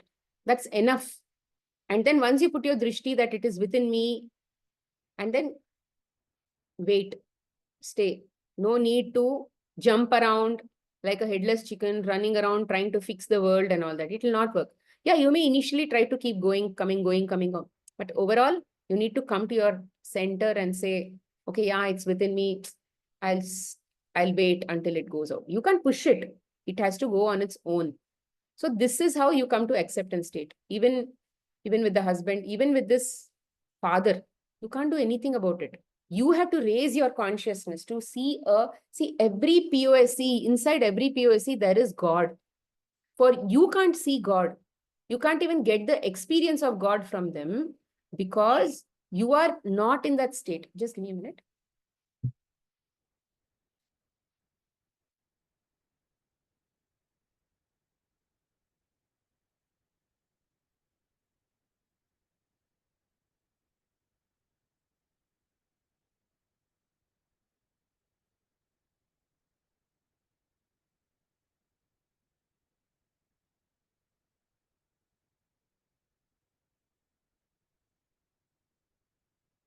Right? So what I was saying was we are in that state. So as long as we are in that state, we will have those experiences. Now, the smart thing to do is to basically stay patiently and be willing, have a mindset that I'm here for a good reason. And in this station, I can patiently stay and also do the work that I'm supposed to do, which is acceptance. And then automatically I'll go off to the next station. You will automatically go off to the next station if you are willing to do that job of acceptance. If you go to station number 1 and fight and say, I will not do the work, I will not do the work, I will not do acceptance, then you'll stay there only. So you need to be able to say, okay, fine, I will do the work, I will do the acceptance. So stay with that acceptance, apply all the processes, calmly stay there. Do your spiritual routine, all of that you do. See, that is the only thing that we can do. Acceptance, all that will come. That's who tells you how to make acceptance, how will you remember, all of these things, so that God only is helping you remember all these things. God only is giving you that awareness. So unless you connect to him on a daily basis, don't expect miracles to happen in your life. It is possible only when you are believing that I am connected to a divine, and that divine is going to help me understand what is it that I'm supposed to do right now. Then he will actually help you get to that state of acceptance. And then when you go to step number 2, you will suddenly realize, oh my God, my father has now suddenly become responsible. He's not actually doing this irresponsible things. Maybe there will be a little bit of irresponsibility there. Maybe in step 5, he'll be a very responsible person. So are you willing to go from step 1 to step 5 consistently, every day chanting, every day gratitude journal, every day this, every day that? Gratitude. See, many people do gratitude for certain, let's say I want to do gratitude from father. Okay, start looking at all positive things in my father. Now suddenly energy will increase in the father area. No, but have you learned anything about what this teaching is telling you? And now suddenly going to a higher state of consciousness? is not, it's going to be temporary. See, any state of consciousness is temporary. The only way it is going to be permanent is when you keep yourself there. You can't, we will jump, we will fall down. There is always a sense of gravity. We will always fall as long as you are not holding on to something. So in any case, gratitude will not keep you there unless your knowledge and awareness has taken you there. So count your blessings. Overall, look at what are the positive things that you have and then feel the state of gratitude of how good your life is, irrespective of the challenges that you have in life. Are you living in a slum or something where you have even fighting for basics? Don't you have food, clothing, shelter? So when we are able to look at that level and say, oh my God, I have all of these things and I'm looking at, it's okay if I have all of these problems.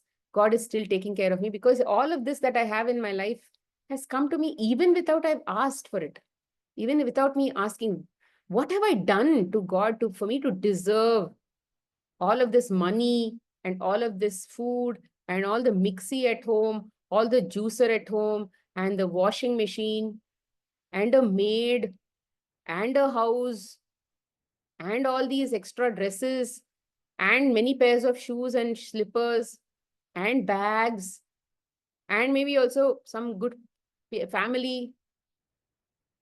What did I even deserve? What have I even done to deserve all these things? I don't even think about God. Yeah, I just light a lamp. Somebody casually says, I just light a lamp.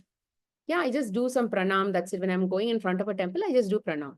Yeah, you've not done even one iota of connecting to God mentally, but still you're getting all these things. So there must be something that somebody that you need to feel thankful about, right? So when you are able to put your mind and train your mind to be grateful, gratitude is a higher state of vibration. So then in that state of gratitude, in that state of connecting to God through chanting or through chanting of shlokas, Hanuman Chalisa is there, Vishnu Sahasranama is there. I'm sure there are so many things in other religions also, which I'm not aware of because of lack of habit, but yeah, lack of awareness. But you will know what those are, right? Do something that will at least keep you busy thinking about God. And the more you keep doing it, may it be podcasts, may it be chanting, unless you're willing to work towards your own growth, how can you even fix all those things that are there? How can those habits be fixed? How can those habits be accepted as genuine within yourself? What you don't like today within yourself, you have only acquired that. You have only acquired that. Why did you even acquire that? That question will come up. No, why did I even acquire this habit? I don't like it. Why did I even acquire that? Why is it within me? Yeah, because in some past life, we have actually put a lot of energy to improve that habit within us. Now we don't want that. We don't want that habit. So what can we do about it? We have to unlearn it. And the way to only unlearn it is to basically putting our drishti on that belief system, those habits, and then it will slowly leave us. See, even if you're not putting drishti or something, just believing that, yeah, I can't do anything about it. Yeah, like it'll go. It'll go. I don't have to worry about it. I don't have to stress about it. I'll just be chill. Yeah, mother-in-law is doing this, husband is doing this. All of these people are doing this. I can't do anything. Yeah, I can't do anything to fix all those things. What I can do is basically use all these people and then grow. So like in Gita, they say that um, your POSEs will help you improve your sadhana. They are here to be used for your spiritual growth. How can we use these people for our spiritual growth? The only way we can use them for our spiritual growth is by not going and trying to change them, but using them to see what the message they are giving and basically accepting that it is within us. And we say thank you to them and then just stay and say, okay, fine. Yeah, oh, this is leaving, is it? This belief system is leaving. Okay, fine, let it leave. I'm not going to interfere when it is leaving. I'm not going to interfere. Let it leave. So you need to stay with that belief system. So hence, I would do a lot of spiritual work consistently, and then I would continue to practice acceptance. If my acceptance is still not 100% pakka, it's okay, because it's all a journey to get to that state. If ego is very strong, how can acceptance win? Acceptance is all that higher state of non-ego kind of thinking. It's a very high consciousness thinking. So if acceptance is not coming easily, it means ego is still strong. It has a greater pull on you. So all that you have to do is do a lot of chanting, gratitude, more, which means if you're in step number 1, you won't have, your ego will be like very strong in step number 1.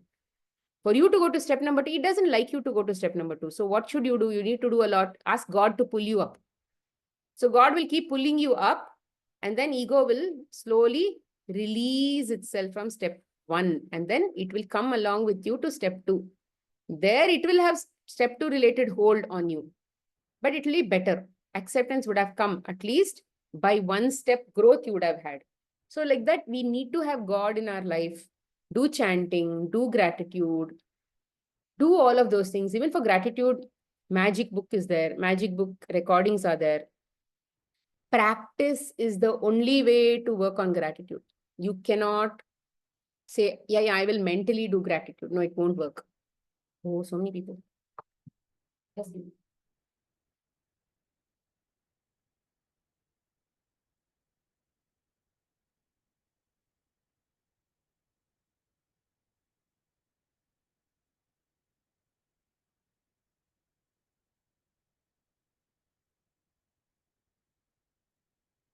So we can't do unless we practice. Can we do anything without practice? Can we learn any skill without practice? We can't, no? Similarly, gratitude also has to be practiced. Acceptance also has to be practiced. And people will keep giving us tests, and we can keep practicing, which is why we need people in our life. We need triggers in our life. Without triggers, we will not grow. Without triggers, we can't practice. So all of this is very much necessary, and we have to keep doing this. And what is surrender? Surrender is a belief system, is a state where you're saying, I am, see, when you are basically okay with all outcomes. So let me go a step back. When you're doing your work, just do your work without any expectations. Whatever work it is that you're doing, just do it without any expectations, which means you're doing acceptance without any expectations. Yeah, this is what it is. I don't know whether whatever I'm doing is going to change the current situation where your mother-in-law is giving the site to somebody and all that. I don't know whether it's going to change, but I will do my duty, because instead of not doing anything at all, I can do something. No. So now at least I'll do acceptance, because it is the only way that has come to me. So I'll do acceptance. That is that your task you're trying to do. You're trying to put that process into place and all of that. Then after that, don't put your mind on the rewards. What? Yeah, I'm going to do this. Now my mother-in-law is going to change. Don't put your mind into all that at all. The whole joy is in the doing of the action, quality of the action, how much efficiency you give to that action, and definitely not in the reward. So the reward is in just doing. The reward is not in receiving. Whatever you're receiving is going to be based on whatever you're supposed to receive, which is the God's work. But what you will, more than I say God's work, it is about what you deserve based on your level of consciousness. Whatever you're supposed to deserve in that state, you will get. That you have no control of. But what you are in control is definitely how much of Shraddha and how much of quality of work you can put in the doing of this. So do it properly, and then you will see whatever results, appropriate results also will come. So when you're doing all these things, no, don't have any desires. Because the more you're into desire, again, you're connecting to ego. Desire means ego. Desire means lack. You're coming from a place of lack, and ego is the one that is hungry. So don't do it with any desire. Just say, I'm going to do it. That's all. Why? Because it is good. That's all. There is no particular reason. You just know it is the right thing to do. You're just doing it. So don't have any desires when you're doing acceptance, surrender, and all of that. Just do because it is the right thing to do, and do it with full faith, full confidence, with full efficiency. You just put your full mind and do it off. Don't expect any outcome. whatever is supposed to happen, I can say it is going to happen and you'll be happy. That confidence you need to have when you're doing this, that's all. So when surrender comes, no, if you have fear, if you have issues with any outcome, you can go visit that outcome mentally and say, I'm okay. If this happens, I know I don't like it. I know I'll be fearful about this, but it's okay. It's okay. When it comes, I know that I will be able to somehow manage it. God will be with me. He will show the way. Because that is the right thing to do and it will anyway happen. So surrender and acceptance is a higher state of mind. And for us to get here, we need God. We not ego, not desire. Desires can't take you to acceptance and surrender. A desireless state only can take you to acceptance and surrender. Because God, wherever there is God, there is no desire. There is no ego. Only ego can be there or God can be there. Both ego and God cannot be in that same present moment. So do the acceptance and surrender without any desire. And if you think that you are not able to do it, it is because you are connected to some desire. So find out what that desire is, let go of the desire. As long as you're in the desire and you're not able to let go of the desire, it means your connection to God is less. So do more chanting, do more this. So let God's hold on you increase. But you will know when God's hold on me has increased because you are able to do acceptance and surrender. At least little bit. In that moment, at least you're able to do. If you're not able to do your spiritual sadhana more. Remember that you can't. Yeah, I'm connected to ego. Ego is not letting me go. So yeah, your hold on God's hold on you is less. Why? Because you're not willing to let go of ego. You're not willing to let go of the desire. If you can't let go of the desire, that means you should just do the chanting, this, that. He will pull you more. See, the more you think about God, the more you are closer to Him. The more you're closer to Him, you're farther away from ego. Which means, I'm not saying that ego is a separate entity. Ego is a part of you only, but you are not in that state of ego. The ego's desires have reduced. Ego has changed. You're more not in that distorted personality. You're more into God-related surrender, right? So those are those two questions. Then another question that one person was asking is, I think I gave that example also, right? Generally looking for husband's love. Many days we are accepting all, but one day I'm seeking love. That leads to more complicated and felt why I asked. But seeking love from husband is normal and basic. How to implement accept, like, don't seek for love? See, I think even I have experienced it. Or maybe because that's why the question also has come to me. See, sometimes what happens is, sometimes we go on a day without any casual talks. Okay, let's say we would have just spoken about this thing, that thing, this thing in the house. But there may not have been a casual conversation, or let's say if something is happening in my life, if I would have shared, the person is, let's say, my husband would have been busy in his office work. And then he'll probably say, okay. Maybe at that time, I'm expecting some reaction from him. But the whole problem is, I'm seeking happiness from them. And I need to be able to come and say, why should I put myself in sadness? So that every time in the past, I would question and say, why can't you even talk something and respond something? But these days I know, okay, even if that day also I asked, he didn't respond. Next day also I asked, he didn't respond. Next day also I asked, he didn't respond. Or maybe that path itself is wrong. So what is the right path? The right path is to not try to fix them. They are not learners. We are the only learners. So what I typically do is, if he's busy, I'm not talking at all. I'm doing my own work. But then when he comes back and talks to me about something else, then I'm talking about this also, if I remember. So typically I'm rather, or I would tell, okay, I wanted to tell you something. When you're free, let me know. Or I would ask, are you free? I wanted to tell something. So you should get their attention before you tell them something. And then you can talk. If you don't get their attention, they may not. So either way, what I'm trying to tell is expecting somebody else. Sometimes we fall. Sometimes, like I said, until that 100% acceptance comes, no, we will constantly keep trying to change the world. We will constantly keep trying to say, I wish he only changes. I wish I don't change at all. Because I think I'm perfect.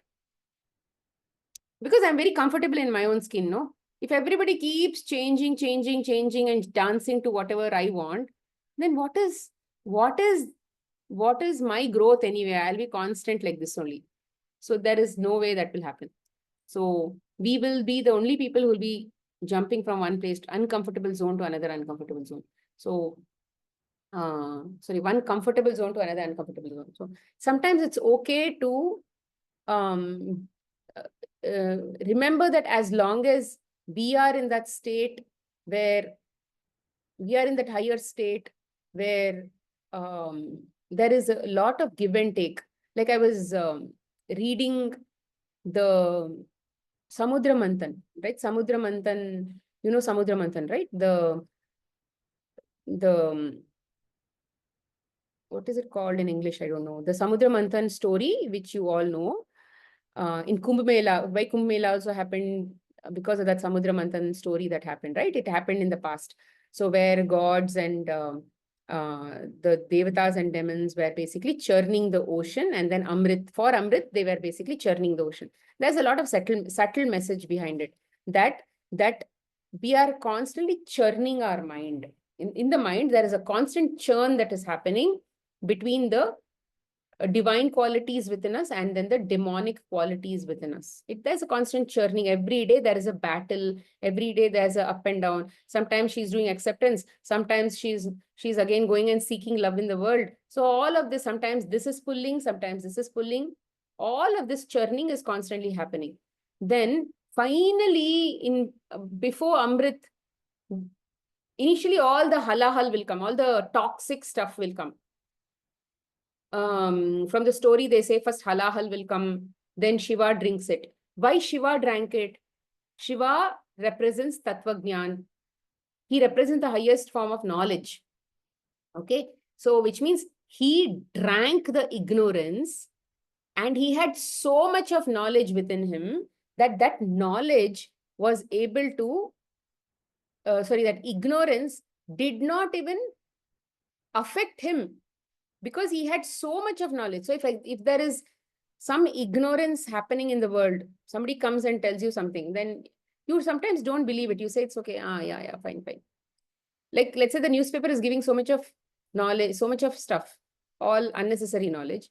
And then you read the newspaper and you're not affected by the newspaper. That means you are already in that level of knowledge where nothing can affect you. You are already stable. So that is when he drank the halahal, and nothing could be affected. He could not get affected. And next, so many things will come. And then let's say they say Daridra Lakshmi comes. Daridra Lakshmi is more about a form of feminism, which basically does a lot of destruction, non-prosperity, non-auspiciousness. All of those things is called Daridra Lakshmi, which means the opposite of Lakshmi. So then something and all will come. Then herbs will come. So many things will come. And then finally Lakshmi comes. Before Amrit, Lakshmi comes. Then when Lakshmi comes, Lakshmi is like the highest state of knowledge, like everything that is in the topmost. You can think of the topmost in everything. Topmost knowledge, topmost beauty, topmost this, topmost that, topmost relationship, topmost harmony, topmost everything. She is the topmost. She represents the topmost, which means she has the energy she represents that kind of energy within us. Okay, the highest form of Prakriti within us. Something that is just next level to God. That is the highest level of, see, Prakriti is not God, right? God is the highest. There are no flaws in God at all. But then the reflective image of God is Prakriti, and that has little bit of flaw because it's a mirror image. That it is one level less. In that one level less, she is the highest. So that is what Lakshmi. And then let's say she married Narayan. And Narayan was the one who was playing all the leelas there. He was the one who was the kurma. He was the one who was supporting everything. So basically they say he is the one who was doing all the Leela, and then he was the highest, he was the person who she considered to be the person who was basically the highest, the god kind of thing. And then she went and put his Varmala on him. So when I was reading more about that, and then what they were actually telling was, when a marriage happens, you may have, in many marriages, what actually it signifies is that marriage that happened between Lakshmi and Narayan was the first marriage that happened apparently.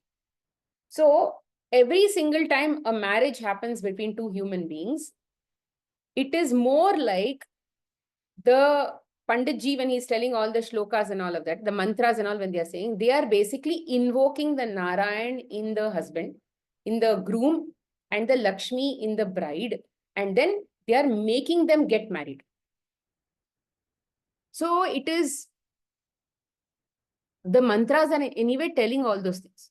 But have we imbibed all those knowledge? Have we imbibed those kind of characters yet?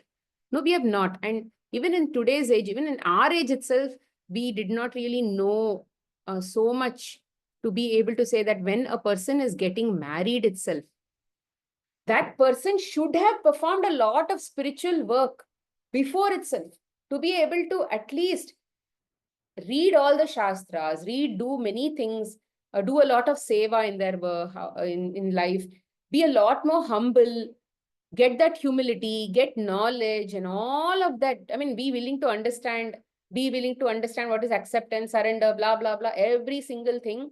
Do a lot of cleanup on their self, do a lot of antakarnam shuddhi, all of that.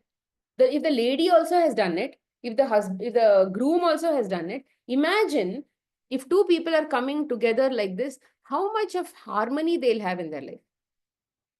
Because if they are coming from the same point of knowledge, and if Lakshmi is like that, then the person who is going to come in front of her to marry her will obviously be on par with her, equal to her, or will be able to match those skills that she has.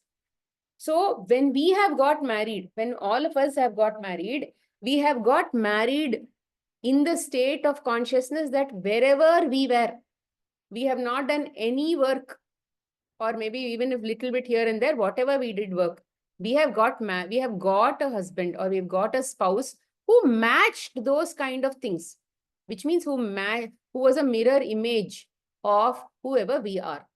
What can you do about it? If a person doesn't talk much, that is because you yourself doesn't talk to yourself much. So there is silence within you. And obviously there is silence in the person in front of you also. So that much I can accept, that I have now, if this kind of experience is coming to me from this pose, that means it is within me, and that's why it's coming. Okay, all that acceptance is fine. Okay, I'm not able to practice acceptance after some time because I crave for that love and all that. Will it come? Is it something that you can just take away from them? Can it be taken with money or something like that? See, somewhere we need to put logic and say, no, this is not going to come because I am here. I'm in step number 1. I can't expect generous quantities of love or something like that. Whatever I expect will not come. All I can do is go and then connect to that source, who is the source of love that I'm expecting from my husband. God is the one that is giving love to everybody. He's the one who's generatingly distributing love. If this person doesn't have it, I'll go to the source only. So like that, you need to think. Like, for example, let's say if some shop doesn't have some product, what will you do? You'll go to the wholesale market. Like that only. If you cannot take it from the shop doesn't have it. If it's not giving it to you, it means it doesn't have it, because you are not having the money to buy it yet. So you can only accept that. No, what can you do about it? All that you have to do now is go back to your house and be willing to accept that, oh my God, I don't have the money currently to buy that product. So I need to just keep working. In the next month's salary, some money is going to come. Until then, 1 month I would have worked, no? Then in the next month's salary, some money I would have accumulated. And then that love also will come. You can get like that. So, sorry, I just told about love in terms of money, but what I'm basically saying is, unless you don't have the capacity to experience that, unless you don't deserve it, it will not come to you because you have not learned from that lower level experience. So unless you accept that, it will not come. So it's okay to keep falling and expecting and falling and expecting and accepting. All of that is okay. It is a part of going to that 100%. Accept that it's okay that you are not there yet. That is also acceptance only. You can't be perfect, no? I mean, perfection cannot be achieved at all in any state. So it's okay to not be perfect. It's okay to be, it's okay if you fail at some of these things. It's okay if you're not able to apply. That also is a learning only. See, the whole point is we should accept ourselves the way we are. Okay, so that is about her. So the more we, let's say, focus on, uh, you may want to do some sadhana of Lakshmi, think about Lakshmi, read about her. See, for example, Lalita Sahasranamam, Lakshmi Sahasranamam, or Lakshmi Ashtotra. All of those things have the qualities of Lakshmi. So when you constantly keep reading those things, when you constantly keep chanting those things, when you constantly hear about her, see her stories, listen to podcasts or pravachanas or YouTube podcasts about her, you'll basically also putting energy to a Lakshmi that is within you. So then this Lakshmi, when she is focused on becoming Lakshmi, from a Daridra Lakshmi, when we become a real Lakshmi, auspicious Lakshmi, then obviously that auspiciousness will be right in front of us, no? Then that Narayan will come for me. I don't have to go to Narayan. Narayan will come to me. Wherever I am, Narayan is always there. Why? Because that is like a magnet. So if I am not able to attract many qualities from somebody because I don't have the quality of being that Lakshmi yet, because I haven't focused on that part of myself yet. I have Lakshmi within me, but I have not focused on that. So when we are able to focus on those kinds of auspicious that are there within us, how can we do it? First of all, through acceptance and surrender, those qualities will improve. The higher feminine qualities are acceptance, oneness, compassion, kindness, love, and all of those things. So focus on a God, focus on all those forms of gods which have those qualities, and that will actually get imbibed into you also. So the more you keep doing some of these sadhanas, the Lakshmi and Narayan based sadhanas, right? They say that the marriage also will improve because you're focusing on the harmony between the couple. Shiva Shakti, all of those things, right? They are representing the harmony and the love between both of them. So either way, we need to first accept wherever we stand first. Then, oh yeah, I'm here, and whatever is coming to me is because of that. Fine, I'll work on it, and then focus on the God. Focus on connecting to God in some of these areas. And the more you keep doing, the more you generate more love for yourself, love for God, everything will start falling in place. Okay. So that is one. The last question that came was from Jayanti ji. She says she's a school principal. And then she's been through impulsively and less focus, less sense of loneliness, obsession in sharing to others, weakness, insecurity, all these above all sounds new for me. And I want to come out and work on my goals to find momentum of life. See, many times when we are wanting the higher qualities, we need to also be able to carry those qualities well, no? If we are not able to sustain those because we have not learned, let's say if I want to have a 10th standard child's level of seriousness about studies, seriousness about exams, sense of discipline, sense of consistency, can I expect that in a 5th standard student? Can I expect that in a 1st standard student? No, we can't, no? How can I even get to that state? So this is where practice. We can't practice acceptance many times. So even when we are in a very lower state where we really cannot even understand what acceptance means, we can't even understand what surrender means.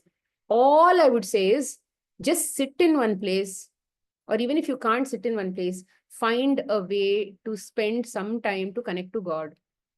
1 hour is the best. 2 hours, great. So the more, if you want greater quality of experiences in your life, be willing to put that time. Otherwise, just accept life the way it is going. If you're not liking the way life is, then bring the awareness to be able to accept life the way it is. Then after you accept life the way it is, it will shift you to a next higher state. So unless you are willing to accept everything in first standard and then study first standard subjects and then write the exam, you can't go to second standard. I mean, school is teaching us all of those things to stay in that place before you jump to the next place. You can't jump. Unless you pass this exam, you won't go forward. So you need to have that shraddha to listen to the teacher, do your homework, study, come back home, sit and study, all of that. No. So it will not come overnight. I would say just keep doing chanting, chanting, chanting all the time. Someday the energy is going to shift. Until that happens, and if you're not able to do any of these things, acceptance, surrender, and all of those things, it's okay. Just keep doing, just keep connecting to God. Someday the shift is going to happen. Because application of concepts is a higher state of mind. It requires some amount of discipline, connection to God, and all of that. So if you're not yet there, at least just keep listening to all that is being told in the classes. Just keep listening. At least just keep listening. Just keep doing chanting at home. You don't like chanting, it's okay. Just keep doing chanting. Yeah, 1 hour I have to do.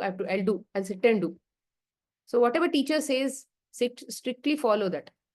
So the more you are able to do that, it will slowly improve. There are no magical overnight successes here. We have to put that hard work. We have to put that effort. We have to put that consistency, because even bhakti is not there within us. Love for God is also not there. If love for God only is not there, then where is the result from God? Where is the prasadam from God? So whatever he is giving us is to take us to that state. So something we have to accept and move on. No, if we have to get there, we have to get there only after some more time. So just keep doing. Believe that it all works. Someday it will all fall in place. So just keep doing gratitude. Just keep doing the chanting. Just keep doing some form of God's work. And believe that it's all adding up somewhere. Okay, any questions so far?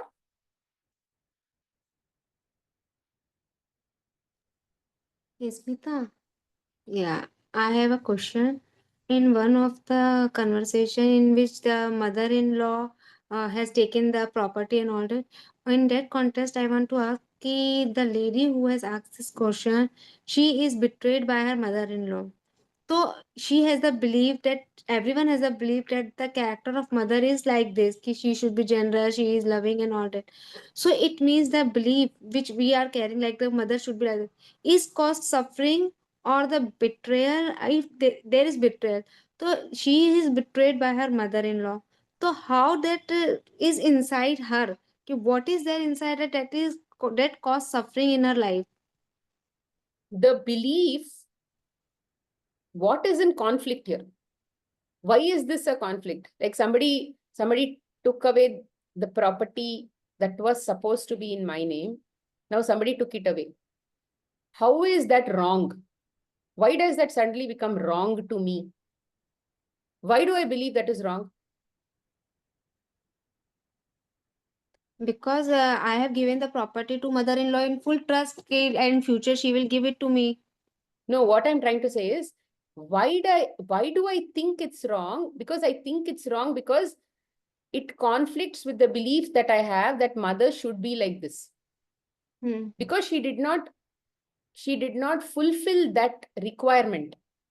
Now she's wrong. If she had fulfilled some other requirement that I had, see, it's like this. I have a program. That program should, that program will run in a certain way and give me some output. And let's say that program requires the input like this only. Now, if the input is wrong, will the program run? It will not run. It will not work. Something like that. So for example, let's say in a petrol gadi, if you put diesel, will it work? It will not work. Similarly, so in a petrol gadi, you have to put petrol only. So in a belief system that says this should be like this only, then this should be like this only. If it is like this, then it will not work. So when we have no way to even go communicate and make sense into the mother-in-law, then what can you do? Yes, betrayal, all that is fine. Trust, gist, all that is fine. Fine, you can, all that story is also fine. Next what? But you are sad. You're suffering every day. You have skin issues because you're like slogging. Who wants happiness? Who wants relief?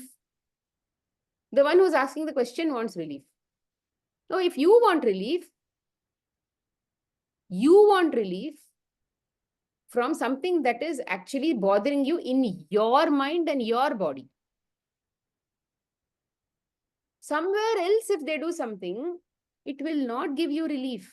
You think it will give you relief, but it will not.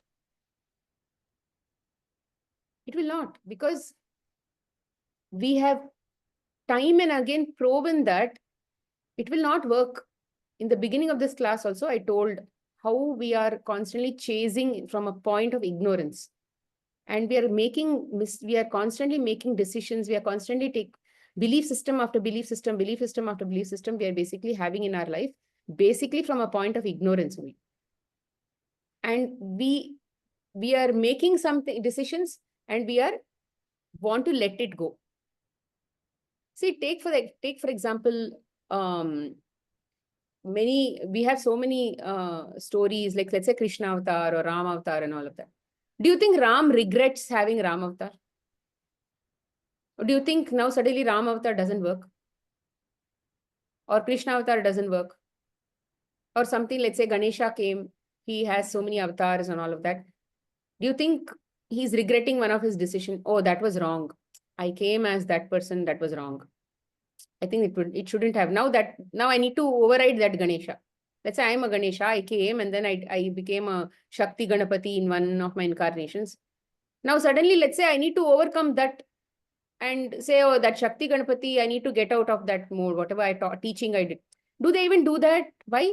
Because they're all enlightened beings, and then whatever decisions they took at whatever point in time was for a higher cause. Are we doing anything from a higher cause? So we have not done anything from a higher point of view because we have always been in that ignorant state. The whole point is we are constantly jumping from one point to another point, even in the state of ignorance. So we will have to keep letting go of one state and another state when it doesn't work.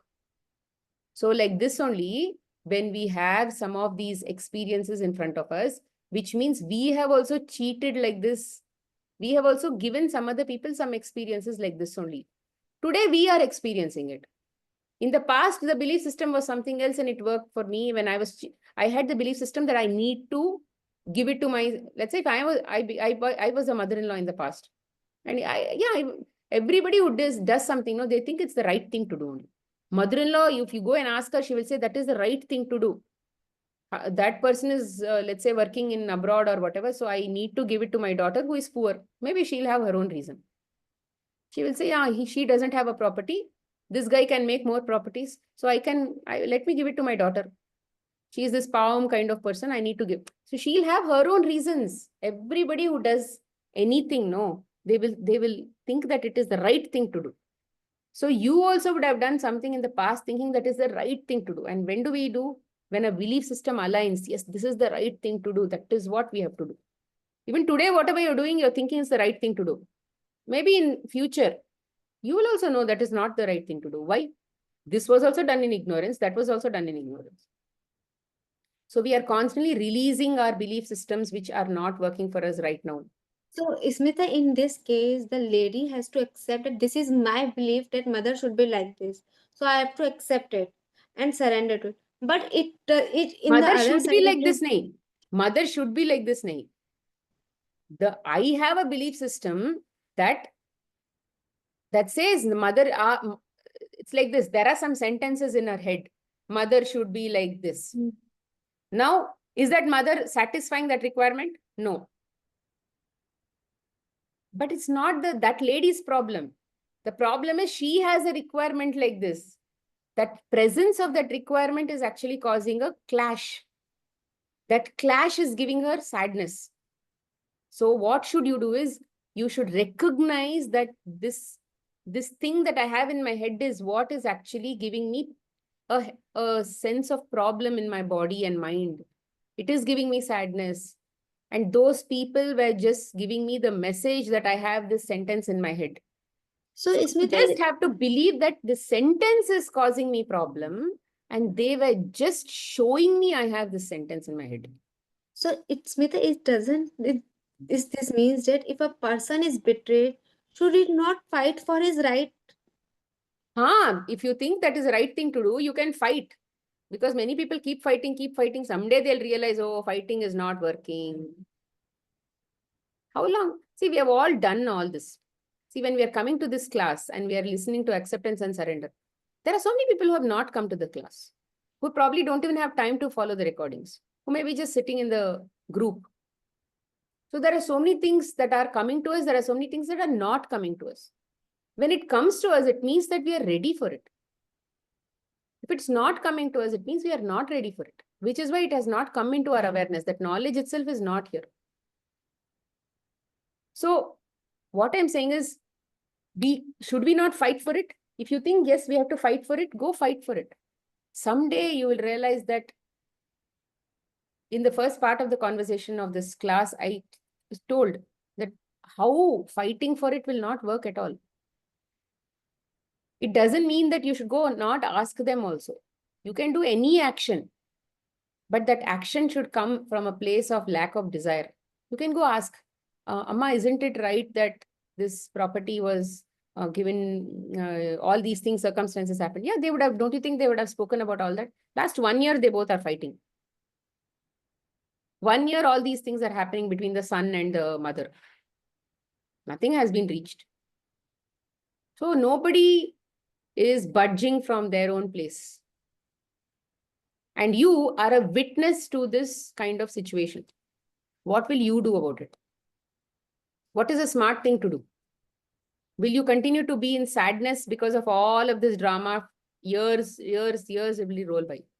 So you can't stay in step 1 and fix anything, Pooja. You have to get out of step 1. You have to get out of step 1. You have to stay in step 1, witness step 1, accept why you are in step 1, and just pursue your direction, or just keep going towards step 2. That's all. And accepting why you are in step 1 will automatically put you in step 2. You can't fix step 1 because step 1 is meant to be like that. You can't go to a non-veg hotel and say, why are my getting served non-veg? It means there is no point in telling to the husband also, because husband is not in the sadhana in this scenario, and mother-in-law is also not in the sadhana. Only that lady is in sadhana. So she has to work only about herself, not to talk with the husband why he is angry with mother. There is no point in remember telling him also ki not to get angry. This is the way we have to go through it. So it's only with the lady only ki she has to work. It is quite possible that when she goes to step 2, a higher level of consciousness, through her sadhana, through all of this kind of spiritual routine and all of that, there is quite a good possibility that the same people in step 2 will give her different experiences. Maybe then the mother-in-law has got some sense, and then because now she has shifted, no? Her consciousness has shifted. So in this level of consciousness, some other experience will come, and that will be definitely better than the experience in step 1. So we need to keep going. But before we go to step 2, we have to be able to accept why we are in step 1. So till then, before going to the step 2, till then she has to accept each and every outcomes what are the coming in her way. Yes. Okay. And to do that also, we need God's Shakti. We can't do, no? Otherwise, it's difficult to accept some of these things our own belief systems are hurting me, how can I even accept that? It doesn't make sense. It is like, yeah, what if I believe all of these things? What if I accept all of these things? Does it even work? You need action somewhere. You need to talk to somebody. You need to fix somebody. You need to make them to do somebody. Then, yeah, something is working, you will think. But just focusing on the belief system, accepting and coming to that state of peace of mind. It's like, what it is. This is what it is. This is what it is. It is what it is. I'm here, I'm in step 1, and yeah, these are the experiences that are going to come to me. What can you do about it? So can't do anything much. Even let's say you've told them all of that you've done, but you know that they are still not doing it. What does it mean? That means you still don't deserve a better experience. Because there is something that you have not accepted within yourself, belief system that is still there. You're judging somebody, you're all doing all those things. See, with the misunderstood level, we can't go to a higher level. We have to get to that state of knowledge before it's like we are consuming the halahal every moment. We are that Shiva, we are trying to become that Shiva, true Shiva. Till that Shiva state, if we have to go, we need to keep consuming that halahal, the ignorance that we only have created. Until that, which means ignorance should go inside us from a point of knowledge that this is perfect, that this belief system is within me. That is why this is happening. This belief system is within me. That is why I was sad. Yeah, it's fine. It was within me only. No, yeah, it's okay, fine. Yeah, it'll go. It'll go. That awareness itself is more than enough for that belief system to just drop from you. In the past, you didn't have awareness. That is why all the drama was coming to show you. But now they have got your attention. Your attention was not there. But now POSCs has put your attention on that place. It is more than sufficient for that belief system to get dropped. If you are staying there like Shiva, consuming that halahal without reaction.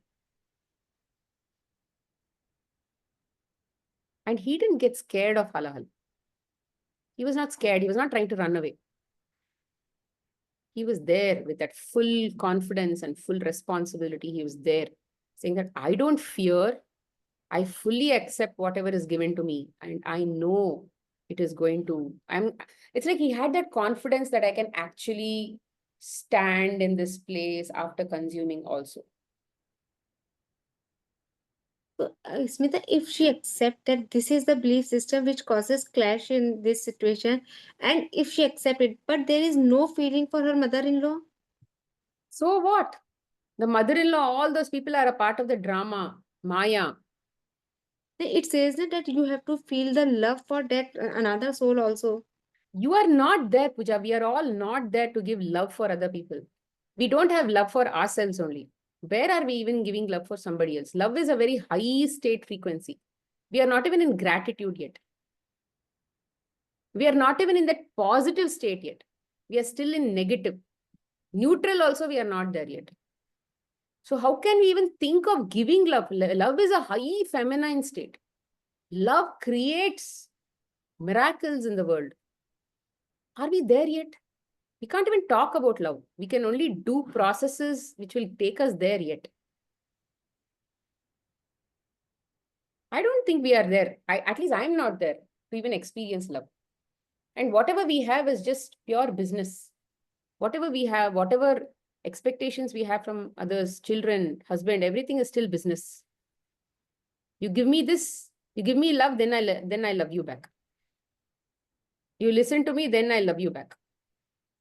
That is also not love only. It is just vendor and customer relationship, that's all. They are giving us triggers and we are saying thank you, that's all. We are still there yet. And it takes a very, very high state to basically come to that state of Sthita Prajna state, that where you're literally not expecting anything from the world and you're still giving. Which means we need to be in such a high state of feeling full. We are still in the state of lack. We still have desires. We still come from that point. So we are still going one by one, one by one, one by one. We are just looking at our triggers and getting to that point. That is why God, that is why chanting, that is why all of this sadhana we have to do. And we will keep dropping if we don't do all that. And we know when we drop where we'll end up in step 1.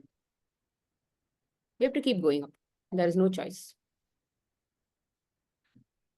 And we should not go up for trying to get rid of all the people in step 1. No, that will not work. If you keep trying to go up with the desire that these people are bad, I need to run away from them, it will never work. You will still end up in step 1 only. Like Munmun had sent one video, right?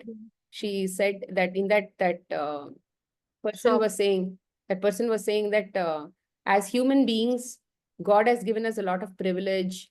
He has given us a lot of, let's say, satsang and opportunity to do spiritual work. Somebody's teaching you how to do that. Somebody's telling you, showing you the path to your own self-realization. All that is being given served on a platter. Okay, it is all coming, let's say, free of cost. It is coming without anything online, Zoom, all that is coming in the comfort of your own homes. Everything is coming. But we won't recognize that also. And God is giving that special VIP pass to even go to him. But what we end up doing is we'll go and stand in the general queue only, it seems. That is what he's saying. So which means all these facilities and tools are available, but we still want to go and fix the POSs and then go back to the same thing that we were already doing in the past, which is stand in the general queue. So that's what that boy was saying. He was saying, God has given us all these tools for us to be able to use the tools and go see him. All this VIP pass he's given so that we can go take darshan in Tirupati, but we are ending up having a VIP pass and standing in general queue. And not even realizing that we have a special pass. That awareness is also not there, is what he's saying. So something like that only. So we should keep doing whatever we have. So which is exactly why counting our blessings, doing that gratitude is very important. Doing gratitude in that magic book, do chapter number 2. Count your blessings. Count your blessings is chapter 2, right? So do that chapter 2. And keep doing that chapter. Every single day, 20, 20, 30, 30 points, chapter 2 homework you'll do. It will surely see it will become far more human. What? Chapter 1. Okay, chapter 1. So chapter 1, do that chapter 1 homework every single day. And you will see a lot of miracles. I mean, I'm not saying miracles. I'm just saying miracles will happen because you changed. Your mind changed, your humility. You'll become more humble. Humble that you have been given so much without you having worked for it. So without your even awareness, without you even asking, so many things have been given. So that recognition is very important. That awareness to what is there with me is very important. Which is why chapter number 1 of this class is, or the magic book is very important. If you all have not done that, it is there in the group description. Go do chapter number 1. Practice is very important. If you're not doing practice, then waste. Somebody like recently, client came to me, they said, I have done magic book. But I did not know that I have to practice. Without practice, magic is a waste. Magic book itself is a waste. So then now I said, go do magic book practice. So yeah. Any other questions? I think I've answered all the questions. No. Thank you, Smita. Somebody else. Somebody else has asked a question, but I don't know if I have the time. Okay, I'll answer this later. I'll take it in the next class or something, or I'll answer in the group itself. Okay, thank you so much for attending and also helping me learn with all this kind of talk. It helps me also remember and apply this in my own life. Thank you so much for attending. To the Supreme God, we thank you for your divine blessings to my spiritual teacher, to all the spiritual teachers, holy masters, all the saints, holy angels, spiritual helpers, and all the great ones. We humbly thank you for your great blessings. So be it. Thank you so much. Thank you, Smita. Thank you. Bye, Pooja. Did I answer your question, Pooja? Did you understand? Yes, Smita, I understand. Smita, I have one more question also. Actually, one more lady has asked in the group that someone has touched her inappropriately. At that time, you said ki it is non-negotiable act. So at that time, if she So changes the music, yesterday she said something. No, I didn't look yeah, at. yeah. So Mm, you said you will answer it in the class. correct. I do. Where is that? Where is that?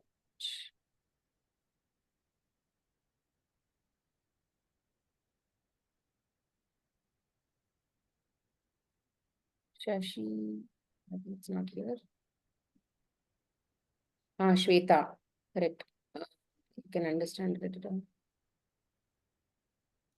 Okay. But something which are not negotiable, how do you kind of say okay to it? Safety, hygiene, etc.